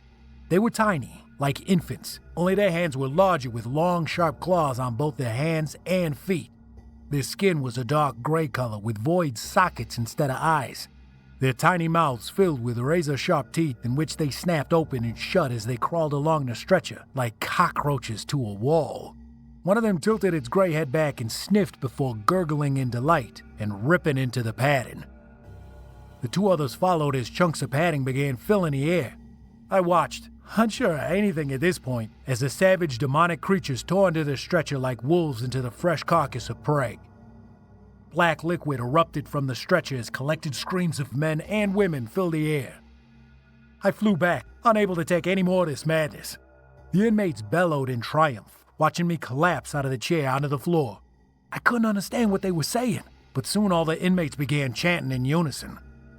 Foreign words that filled the air then tormented my ears, the sound of pounding and laughter as they banged their fists into the doors. I was ready to give in. I wanted this to be over, and I would do whatever I could to end it. I looked over to a box of items that we had confiscated from inmates when my eyes landed on a simple razor. Before the idea could process in my mind, the booth door swung open. My head jerked over, my fist raised in defense as I felt warm tears slowly run down my cheeks. I was ready for anything when I saw Red return with another coworker behind her, a look of confusion on her face as she stared at me, her friend and fearless coworker, now cradled in a ball, crying in the corner. "What happened?" she asked, concerned, rushing over. Words failed me as I tried to explain the nightmare I had experienced. Instead, I pointed a trembling finger to the monitor that still showed the insanity I watched moments ago. She raised a brow, walking over. I expected her to scream, but instead, she turned back to me, still confused, and walked over. Kneeling beside me, she placed a hand on my shoulder. "I'm taking you to see the captain," she said with a calm tone. Anger and frustration flew through me. Why didn't she freak out as I did? Did she not see the same screen as me? Have I lost my mind? The inmate still howled in glee as she led me outside of control. It was not until we were headed down the stairs that the sound seemed to fade out. I noticed black ooze seeping from the walls, but I held my tongue, not trying to make matters worse. However, I couldn't stop my body from trembling. She guided me into the entryway and I saw a shot at freedom.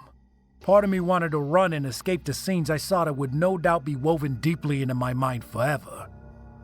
As I took a step outside, I noticed the thick, red, angry clouds replacing the sky with a dark orb hidden behind them that was still able to cast slightly through. After all I've seen, I had no time to concern myself with the weather as we walked the forever stretching boulevard.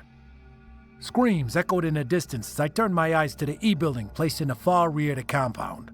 Regardless of its distance, I could see figures on all fours, wearing no more than rags, running in seemingly circles in front of the building.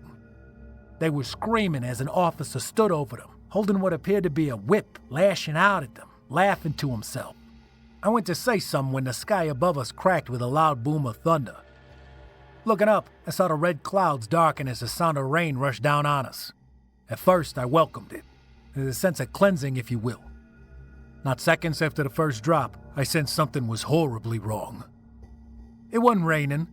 I was being pelted by tiny drops of thick, hot, red blood. I gasped, stumbling back when Red grabbed a hold of me, securing me. "What has gotten into you?" she asked, staring at me with concern. I shook my head, unable to speak as I watched the blood run down her pale skin, clogging up her hair and running down her face. She ignored my frantic expression and pulled me towards a building a few feet away, the supervisor's office. We reached the doors as more screams filled my ears from the residents of Building E. Inside, I felt the air seize my throat as I nearly collapsed.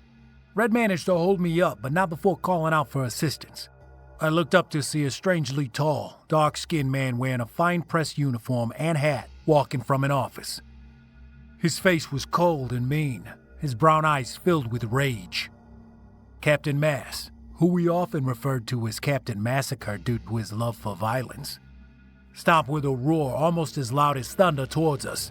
He stopped a few feet from us before casting an irritated look at me. "What is his malfunction?" Red shook her head and shrugged her shoulders as my eyes stayed fixed on the blood now drying on her cheeks. With a single hand, he reached down and pulled me up, dragging me to his office.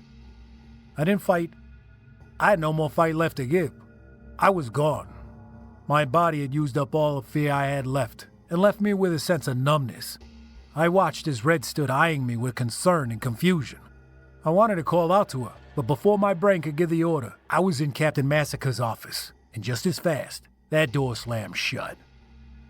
He sat me down and took his place in a nice black leather chair at a long red oak desk with various monitors laid before him, some of which I could still catch a glimpse of the horror that had taken place in medical.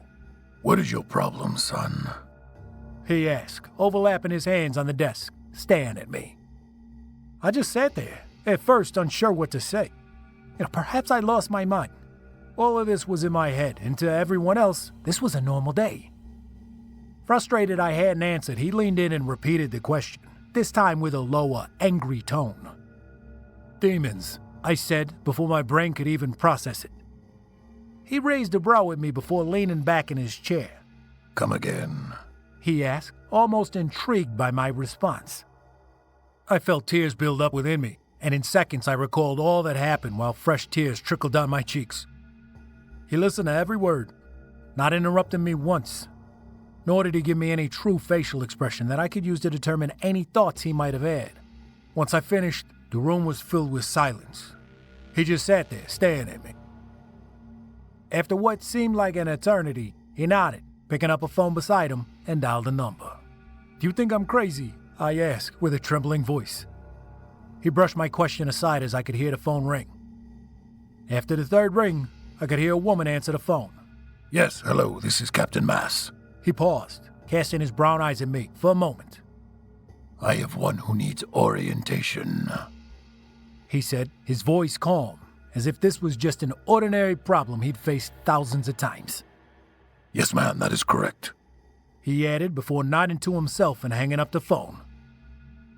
He took a deep breath before returning his attention back to me, overlapping his hands once more. Tell me your name. I scoffed, offended by the question, but nonetheless I answered. Dustin Miller. I croaked. He nodded. What is your occupation? He asked, a brow slightly raised. I looked around, confused by his line of questioning. This had nothing to do with what I saw. He must have sensed my frustration because he leaned in and once more repeated the question. I'm a correctional officer at the Prison of the Damned. I snarled, only moments too late to realize I used Dead Rock's nickname rather than its official title. I caught a smirk on his face at my words, but before I could respond, I heard 3 knocks at the door behind me before the door swung open and a figure appeared. It was a woman wearing an all-red dress suit, white shirt, and blood-red tie. Her short blonde hair cut neat with a pair of harsh yet kind blue eyes. This is Susan Flame from Human Resources. She is here for the orientation process. The woman nodded and took a step into the room before closing the door. I don't need an orientation. I've been here for 5 years, I shouted defensively. It is completely understandable, Mr. Miller. You would be surprised how many times this process must be completed, she said in a flat tone. As she walked over to an empty chair, I raised a brow. She swatted away imaginary dust before taking a seat. Can you tell me your name? She asked. Dustin Miller. I roared angrily. She nodded in response and quickly looked over at Captain Mass. How old are you? She asked. 26. I growled, still angry. She nodded once more, looking over at the clock on the wall as if she had other places to be. How did you die? The question hit me like a train. What kind of sick joke was she playing? Excuse me? I bellowed at her, looking over at my captain for support. Answer the question. Captain Mass insisted. There is no answer. I'm not dead, you idiot. I roared, no longer caring about any of this madness, just wanting to be free of this and return to my bed. I see, she said, taking a sigh. Would you like for me to leave? Captain Mass asked her. She shook her head and then looked at me. I don't see the need for such formalities here, she replied. I stared at the two with complete shock, not sure what to make of any of this. She turned to a filing cabinet near her and opened a drawer. After a few moments of shuffling, she pulled out a file and set it on the table. She opened a vanilla folder and began reading to herself for a moment. After a few seconds of infuriating silence, she looked up at me. Dustin Miller worked at Riverbank Correctional Center until the age of 26. He passed during a riot. I looked at her, tears building in my eyes. What the hell are you on about? Right word, wrong context, she tisked. Think about it. Let the words sink in. You were young, fearless, charged in to save one of your co-workers, but you ignored what was happening. Captain Mass added. I turned to him and went to yell, but before I could, my brain began spinning. In seconds, I saw images of a massive crowd of inmates swarming officers with weapons. I blinked, unsure what to make of it. I see we're getting somewhere, Susan smiled. But I'm alive, I croaked. Captain Mash shook his head. Sorry, son. We all bite the bullet someday. You bit yours when you went to help coworkers who were already lost. You suffered wounds that no doctor could heal. At that time, at least. He sighed, almost remorseful. I went to argue once more when my stomach flared up with pain that I somehow felt before. It felt as if my insides were being twisted and yanked out. I screamed out in agony before balling up in the chair. It will pass once the memory is complete, Susan said, not concerned by my pain. I wanted to curse, scream, and start fighting, but the pain was unbearable. As it heightened, I nearly collapsed onto the floor with memories flooding my brain. Sounds of screaming and laughter filled my ears. Codes being called, pleading, and begging. The sight of me rushing in to help a female officer when something sharp and cold plunged into my gut. I jerked back in my chair. The pain was gone just as swiftly as it came. I'm dead, I moaned. Both Susan and Captain Mass nodded in unison at my words. I'm in hell, I frowned. Yes, of sorts. Susan nodded. As a correctional officer, you know how to control people. You were useful, and being that you lacked faith, you were a suitable candidate for the job. She added with a slight smile and a nod. Not enough Sundays in church. Captain Mass grinned. I didn't say anything. How could I? How do you respond to something like that? It's fine, Mr. Miller. This happens every so often. Sometimes we forget who we are and are sucked back into a life we left. It happens more than you know. All we have to do is simply remind someone of their situation and everything is settled. Susan said, How could she say it so easily? I answered before I could even realize, because it really was that easy. Just that simple. So, who are you? Captain Mass asked, raising a brow. I felt my stomach tighten slightly and my heart begin to race before I took a deep breath and sat back in my chair, keeping my back straight. I closed my eyes, thinking for a moment, before opening them to answer his question. I'm Officer Dustin Miller, and I guard the damn souls of hell.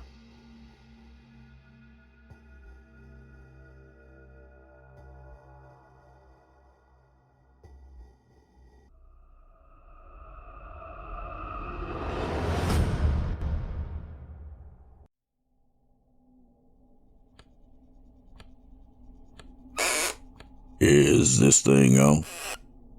I see the light blinking, so I guess I'm good.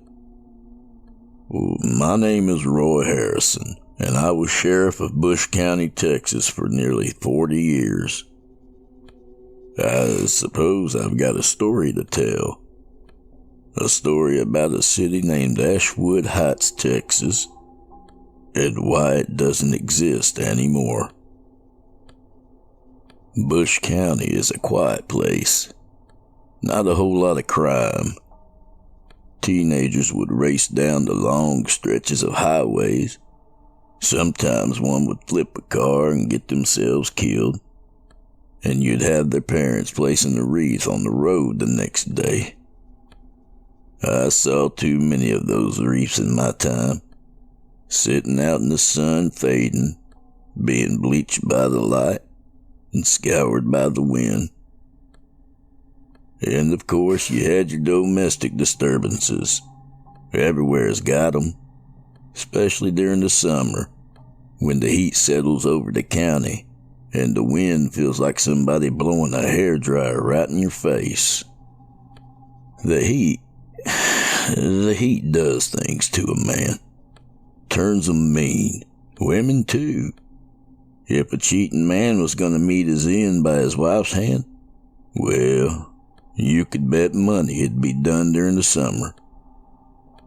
But when the weather turned cool and the wind brought the chill with it, things always seemed to calm down, you know.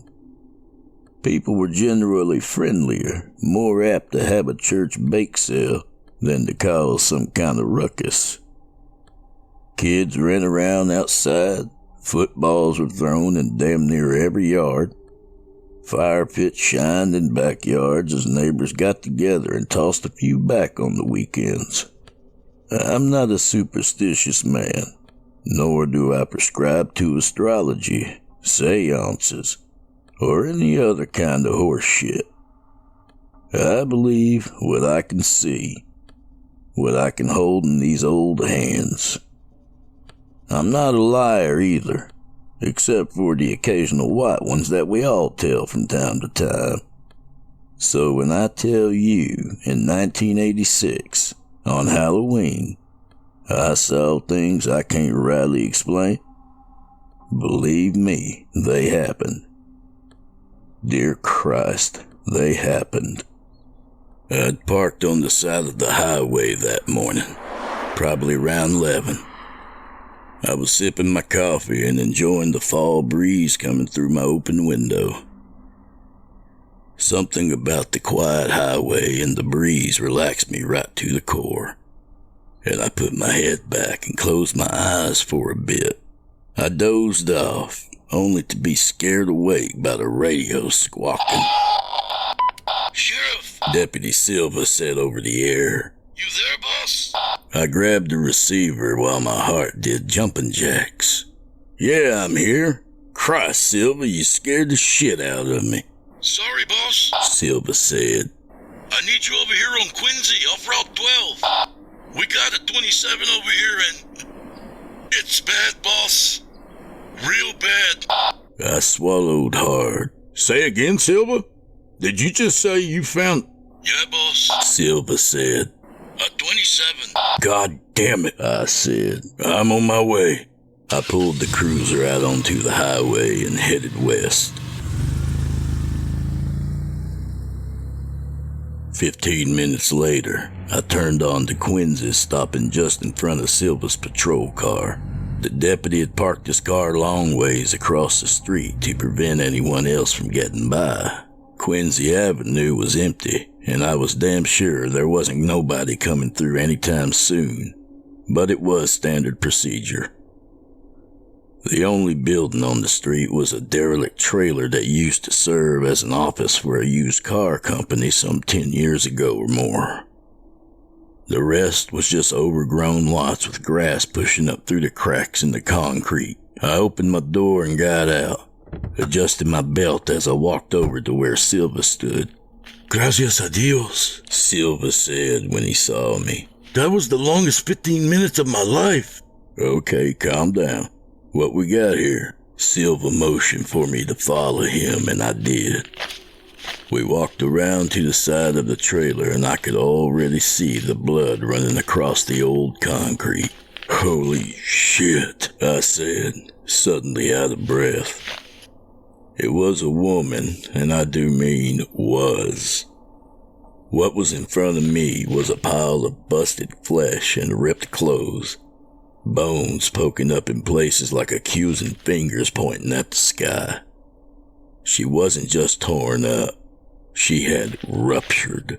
"God damn, Silva," I said, leaning over and peering down at her. "How did you find her?" "Just luck, boss," Silva said. "I was driving around slow, had the windows down, nice breeze and all, and out of nowhere I hear screaming. So I start searching around, you know. After a few minutes, I see the blood. Probably would have missed it, but the sun had caught it.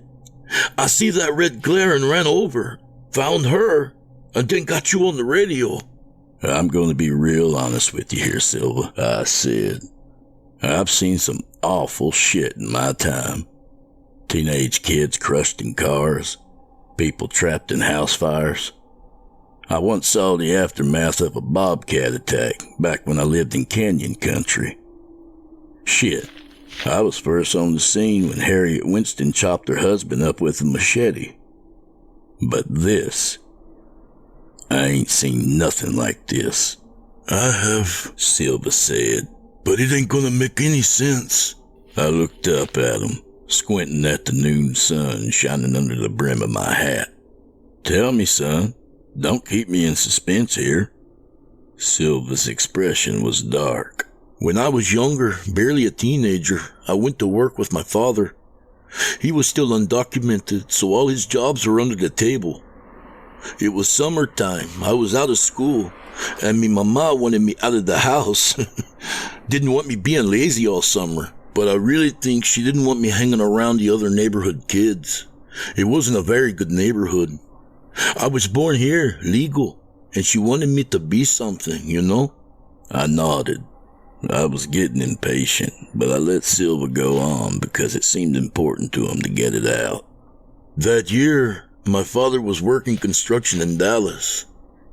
I tagged along, and the foreman would pay me a little too for smaller jobs around the site. Taking bags of concrete in a wheelbarrow from place to place, picking up trash, stuff like that. One day, I hear people yelling, and I look up at them, and then look up at what they're pointing at.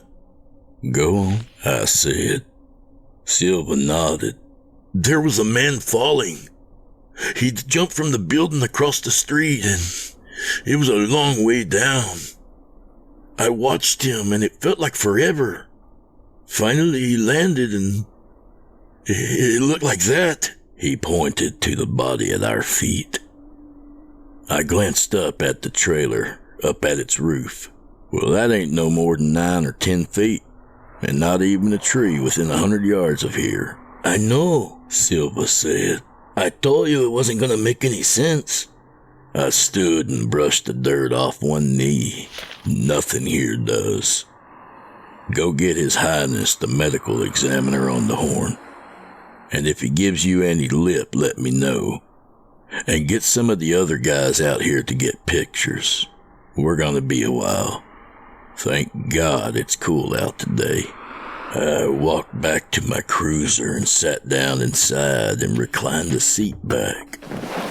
The paperwork could wait. I just needed a few minutes to not think about the woman on the concrete. And truth be told, I needed my nap. Sometime later, I woke to Silva knocking on the roof of the cruiser. Emmy is here, boss, he said, pointing his thumb over his shoulder. All right, let me deal with the bastard, I said. I walked back over to the scene. Silva had put up some cones and yellow tape. Another deputy, Smith I think, was circling the body and snapping pictures. I took a tall step over the tape and approached the body. Don Lester was an unpleasant man, and we had a long history of butting heads that don't have nothing to do with this story. Let's just say that he didn't like me, and I couldn't stand his ass. Don? Sheriff Harrison, he said. Did you enjoy your nap? I know how much men your age need their rest. I wanted to remind him that we were the same damn age, but I held my tongue. If Don got his feelings hurt, he'd button up and make me wait on his damn report to get any info. Yes, I said with a smile. I did. You have any ideas what went on here? Don wrinkled his nose, and his eyebrows did that thing I hate, where they'd bunch together and form one long line of wiry hair. Ideas that could feasibly happen here? No.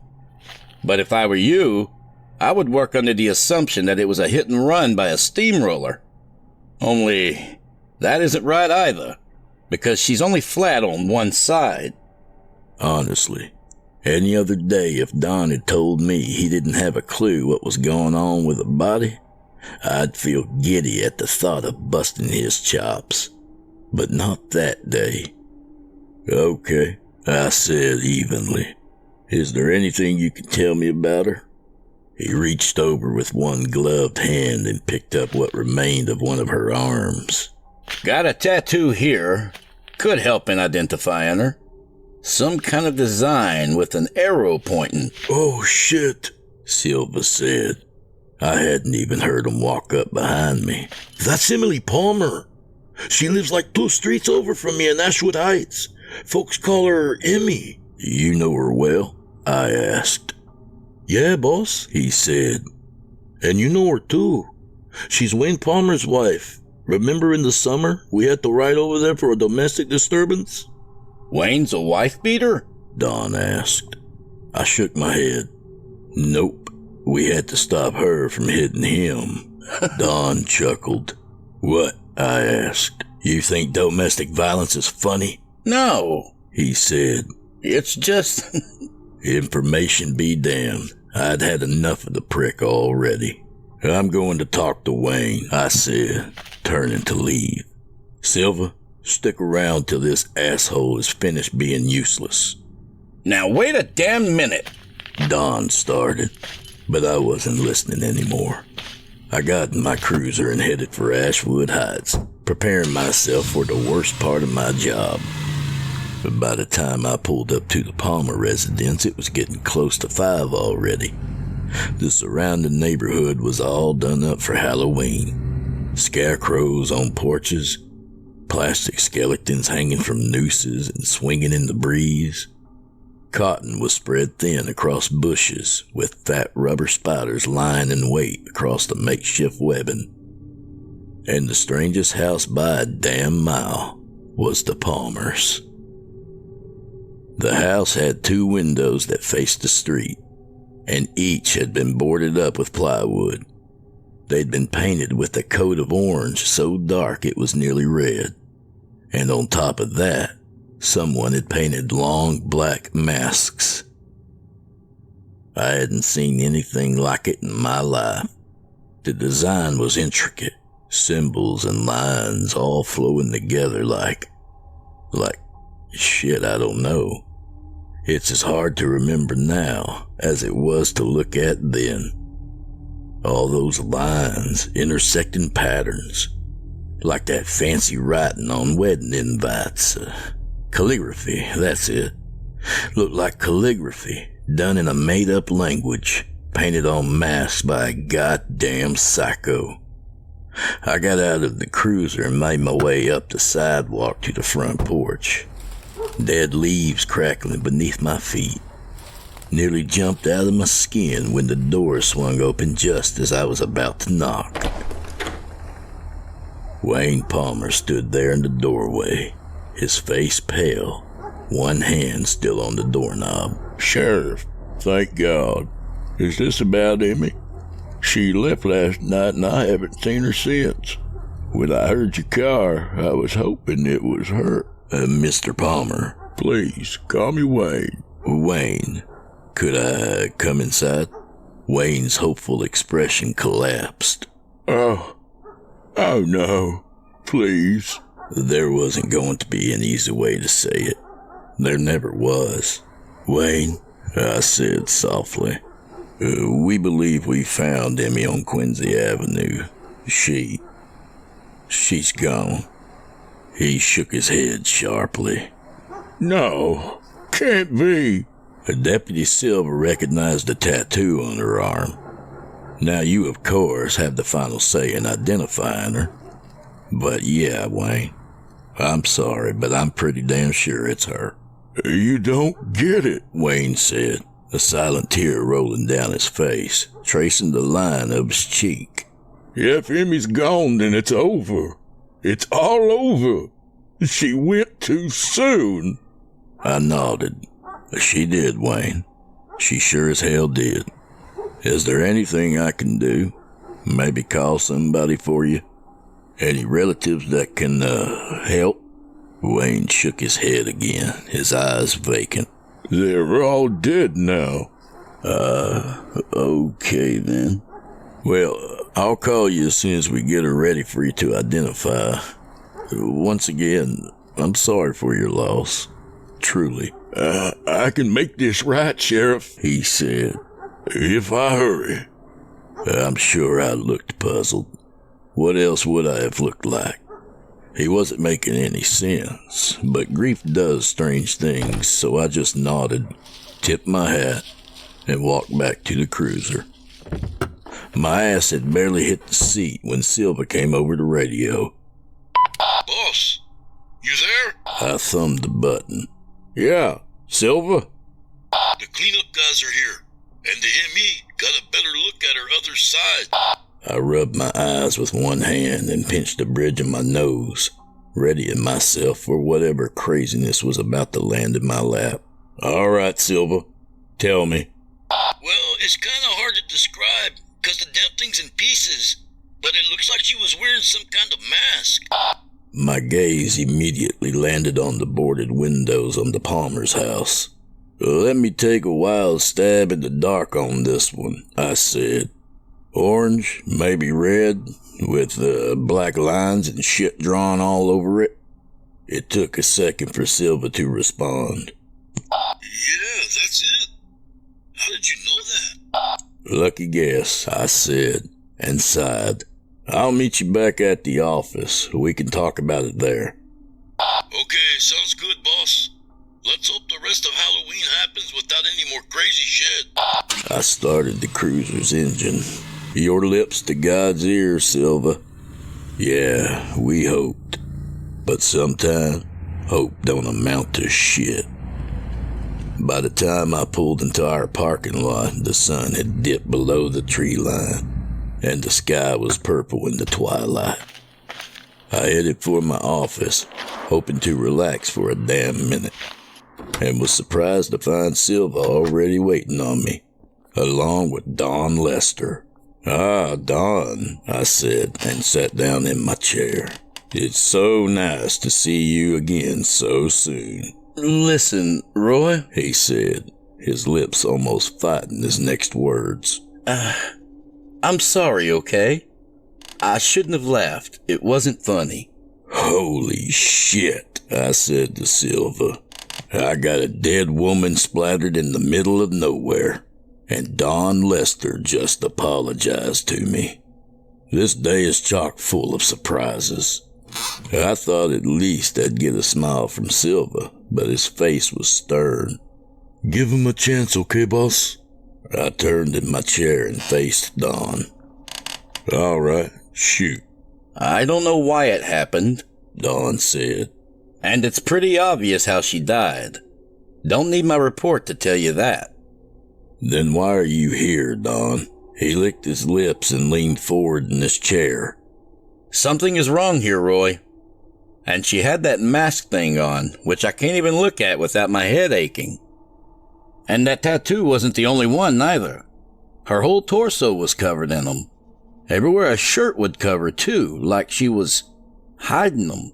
Now, I know we're a bit more liberal about things nowadays, but a woman with a lot of tattoos trying to keep them a secret really wasn't a shock to me at the time.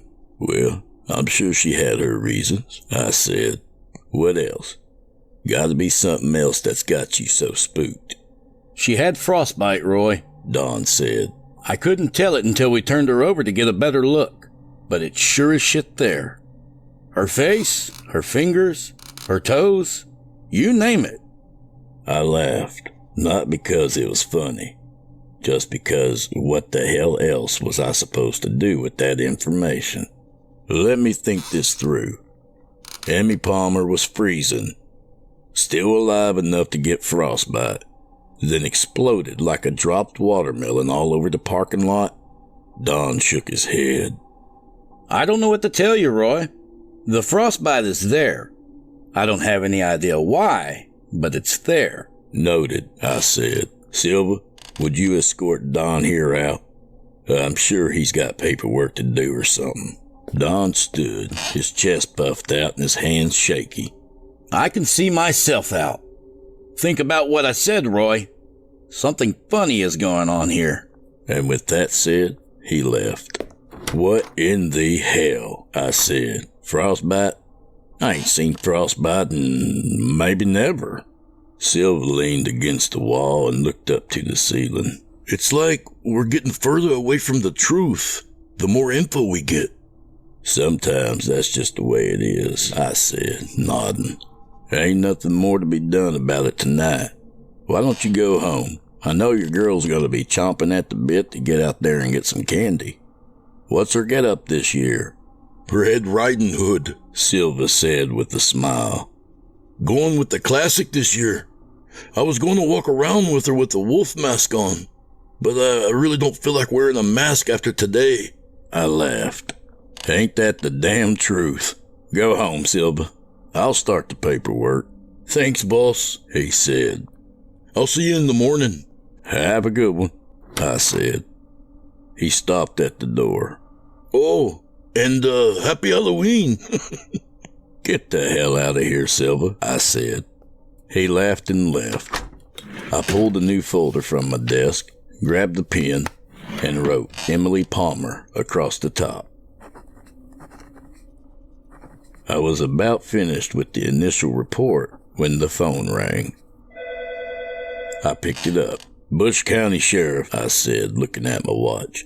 It was after 9 already. Sheriff Harrison, it's Sheila Baker in Ashwood Heights. Have you got a moment? Yes, Mrs. Baker. Is everything okay? Well, I ain't sure. My son, Bradley, went out around 6 with his friends for some trick-or-treating. Now the other boys have all come home, but ain't nobody seen Bradley. They swear they was with them the whole time, but he's just gone. I grabbed my notepad from my pocket. I'm sure he's fine, but I'll come drive around and see if I can't spot him, okay? What was he wearing tonight? He's dressed like a vampire. He's got a white button-up shirt, black cape.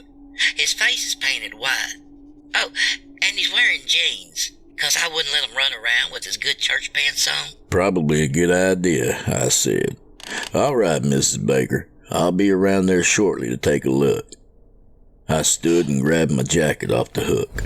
I didn't even get both my arms in the sleeves before the phone rang again. I picked up the receiver and held it between my head and shoulder. Bush County Sheriff. Oh, hey, Sheriff. It's Pete Stanfield. Now I knew Pete. Him and his wife ran a diner that was a favorite haunt of mine. Hey, Pete, what can I do for you?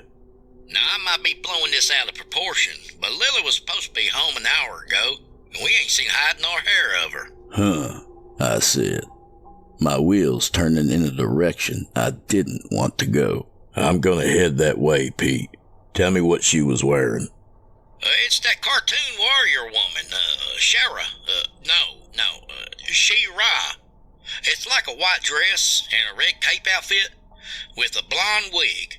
Got on a gold crown, too. I wrote it all down. Okay, Pete. I'll get back to you as soon as I know something. Thanks, Roy. We really appreciate it. I pressed the button to get a new line and dialed Silva's number. His wife, Maria, picked up. Hola, Roy. If you're looking for Julio, he's still out getting candy with Jesse. Yeah, that's what I figured. Will you tell him to get me on the radio when you see him? Sure, She said. Everything good? No, I thought. Everything is not good. Yeah, just had to ask him something. I gotta get on the road. Thanks, Maria. De nada. She said. Bye, Roy. I didn't run out of my office, but I damn sure was doing more than walking. I jumped in the cruiser and pulled out onto the highway. I flipped the flashers on, staining the night in pulses of blue, but I left the siren off. Didn't want to panic nobody. Or maybe I didn't want to panic myself. All these years later, and I still ain't sure which. I made it to Asheville Heights in record time, but slowed down in the city proper, wary of kids still running around the streets. I cruised at a crawl, scanning from side to side, looking for any kids that matched the descriptions their parents had given me.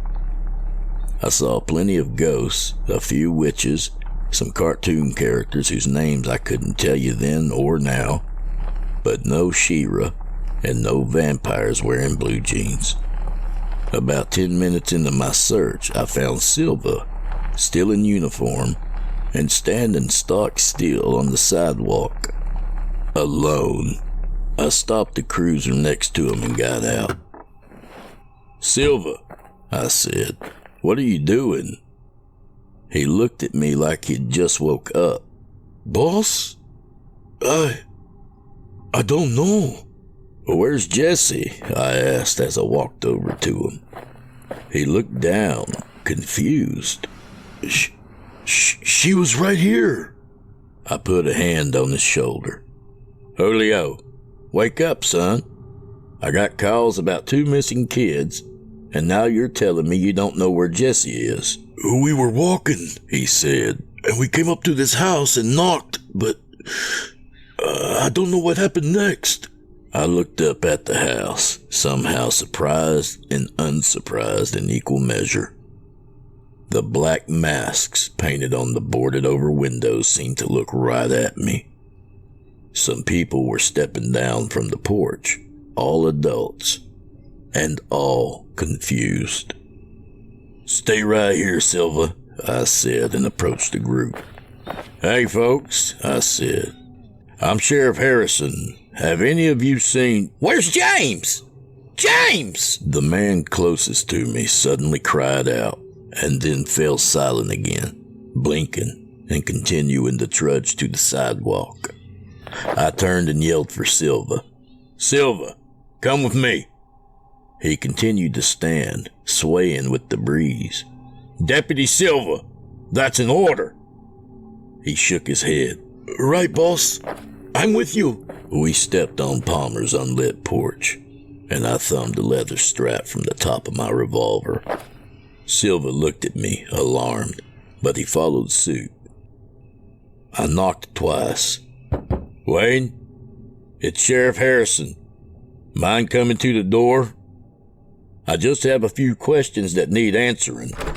The knob turned and the door creaked open. Wayne stood there, backlit by 6 burning candles on a table. Sweat ran from his head, down his neck, and over his bare chest. Tattoos covered most of his torso, running from his clavicles down to his navel. "Sheriff," he said weakly, "I was hoping you'd come by later, but that's okay. Everything is okay now." "Wayne?" I said, then hesitated, looking over the whorls and lines drawn into his skin. "We're looking for some missing children. Have you seen any unaccompanied kids around?" Wayne nodded. "Yes, I took 6 in all." I don't know if I can describe what I felt then.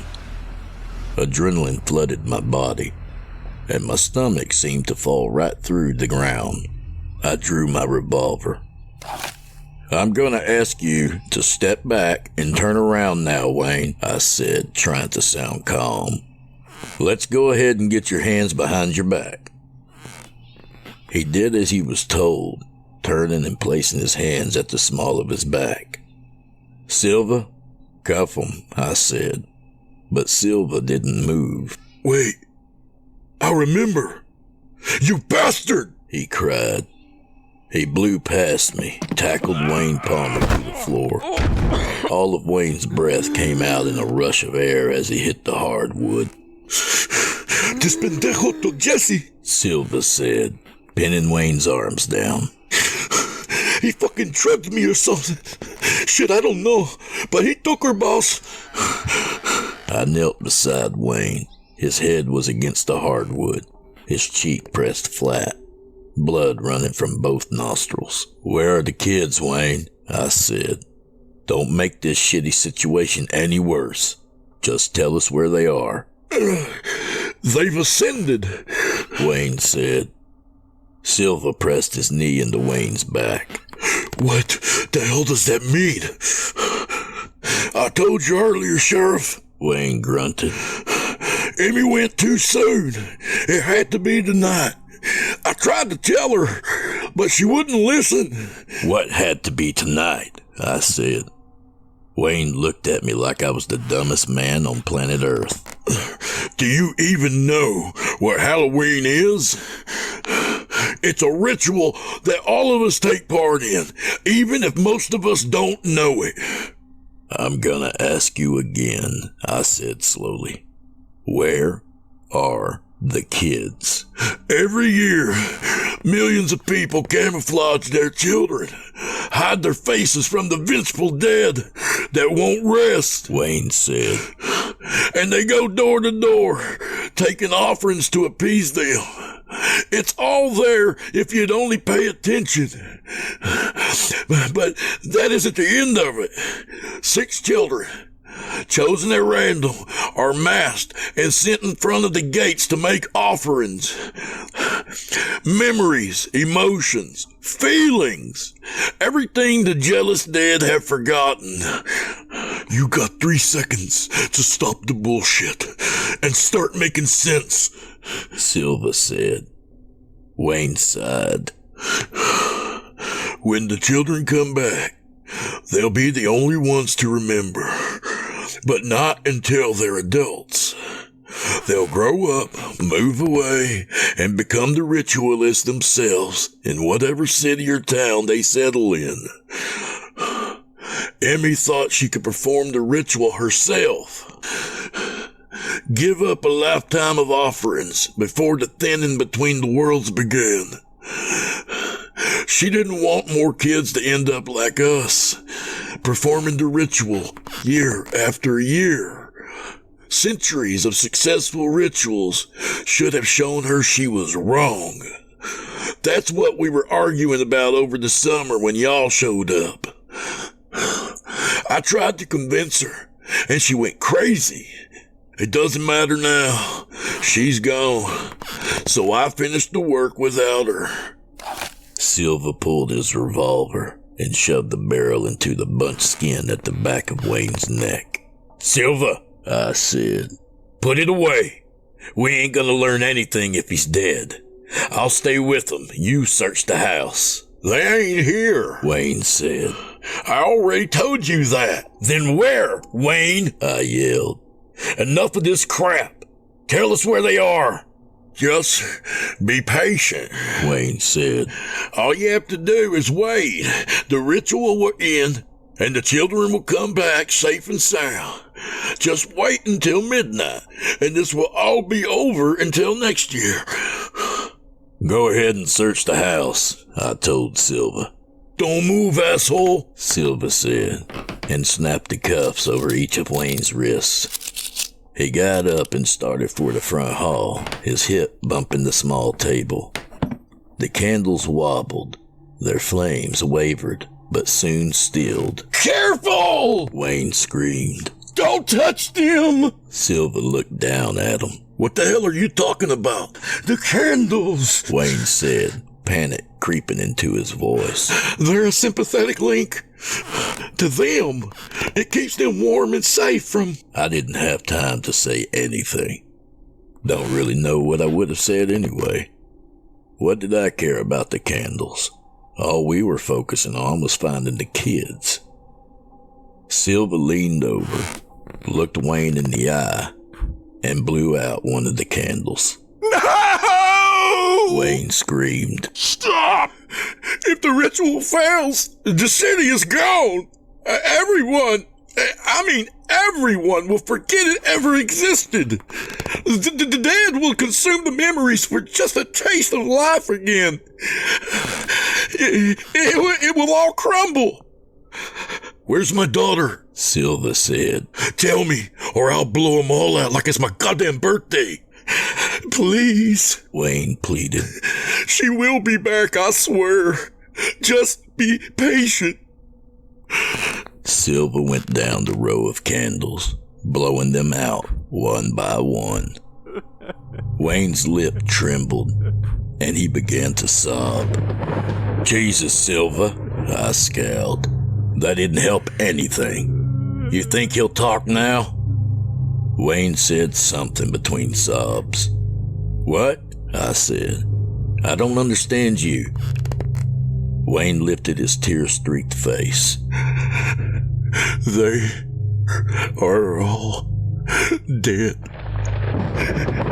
And you won't even have a memory of them to mourn. Outside, someone screamed. I jumped to my feet and headed for the door, Silva following on my heels. People had come out of their homes and were looking around to each other. Costumed kids and their parents stood still, each as confused as the other. Somebody, no idea who, yelled, "Look! Up there!" And we did. Dark shapes were speeding towards us from the sky, screaming and screeching.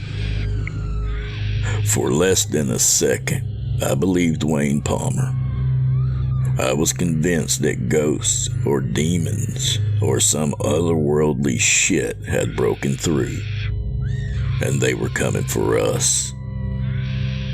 But then I remembered Emmy Palmer, and realization struck me like lightning. "Go back inside, Silva," I said. "What? Why?" he said. "What's happening?" "Julio, please go," I cried. "Get away from here." But it was too late. There were no demons descending from the clouds, just 6 costumed children, screaming in terror as they fell from God knows how high up in the sky. High enough to get frostbite, I knew that. High enough to where the air was thin and cut like a blade of ice. I'm not going to describe what happened. If you've listened this far, then you can imagine. The fate of Emmy Palmer and the fates of those children were one and the same, right down to the masks on their faces. The world erupted in screams. Parents screamed and grabbed their children tightly. Children screamed at a mixture of their parents' terror and at the horror that was spread out in the street before their eyes, still spreading. Blood. Blood everywhere. I couldn't move, not an inch. I didn't move when Silva walked over to the crushed heap of bodies. I didn't move when he lifted the red hooded cloak to see what was beneath. And I didn't move when he walked past me, up the porch steps and back into the house, and shot Wayne Palmer 6 times.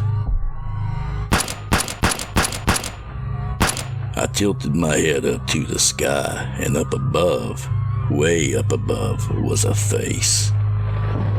A face of clouds and moonlight, of stars and the thin spaces between stars, where reality was pulled taut by the hands of the idiot dead who will not rest. I stared at it, and it stared at me. I finally looked away, unable to stand its gaze any longer. Things get fuzzy from there. I don't remember much of the rest of that night. Truth be told, I didn't remember any of it until this morning when I woke up shivering and tangled in my bed sheets. I remember driving home and feeling like there was a weight, some oppressive force bearing down on me. I remember forgetting. The next day, Silva showed up to work like nothing had happened. At some point, I asked how much candy Jesse ended up with. "Who?" Silva asked, one eyebrow raised in confusion. I took another sip of my coffee. I started but couldn't finish. Because I didn't know. Not anymore. Over the next few months or so, people began to move away from Asheville Heights for all sorts of reasons.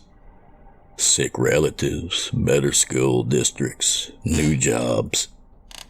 But I know now those weren't the real reasons. The city was just over and done, like it was slowly being erased. I stayed on as sheriff, and even though I didn't live in Asheville Heights, I did move farther away from it. Couldn't have said why, just that I didn't want to be near it. Even the buildings had begun to disappear, one by one. And now that I think on it, I don't believe Wayne and Emily were alone in the world. I think there's people everywhere that prepare for when things are at their thinnest, when the door is open just a crack. And when it's time, they perform the ritual, and everything goes right back to normal. And if everything goes sideways, if some anxious father blows out the wrong candles, then it's over. The memories fade and the place withers and dies. I know it's true. Because why, after all these years, am I remembering this shit now? I'll tell you why. Because it's Halloween today, and somebody fucked up. Whoever's on ritual duty here is going to fail tonight. I can feel it somehow. And come tomorrow, this city, my city, will start to wither, then blow away like dust. How many cities have been lost over the years? How many civilizations? Christ, why am I just realizing this now? 'Cause I needed to tell the story first? Did I have to remind myself? I don't know. But I've got about 5 hours to figure out who's in charge of this city's ritual, if they're still alive. I need to know what I can do to help. Check the map tomorrow, and if there's an empty spot where Green Creek, Texas used to be, well, you'll know why. But you won't, will you? No one will. We'll just become part of the vast emptiness far above our heads, forgotten and lost between the stars.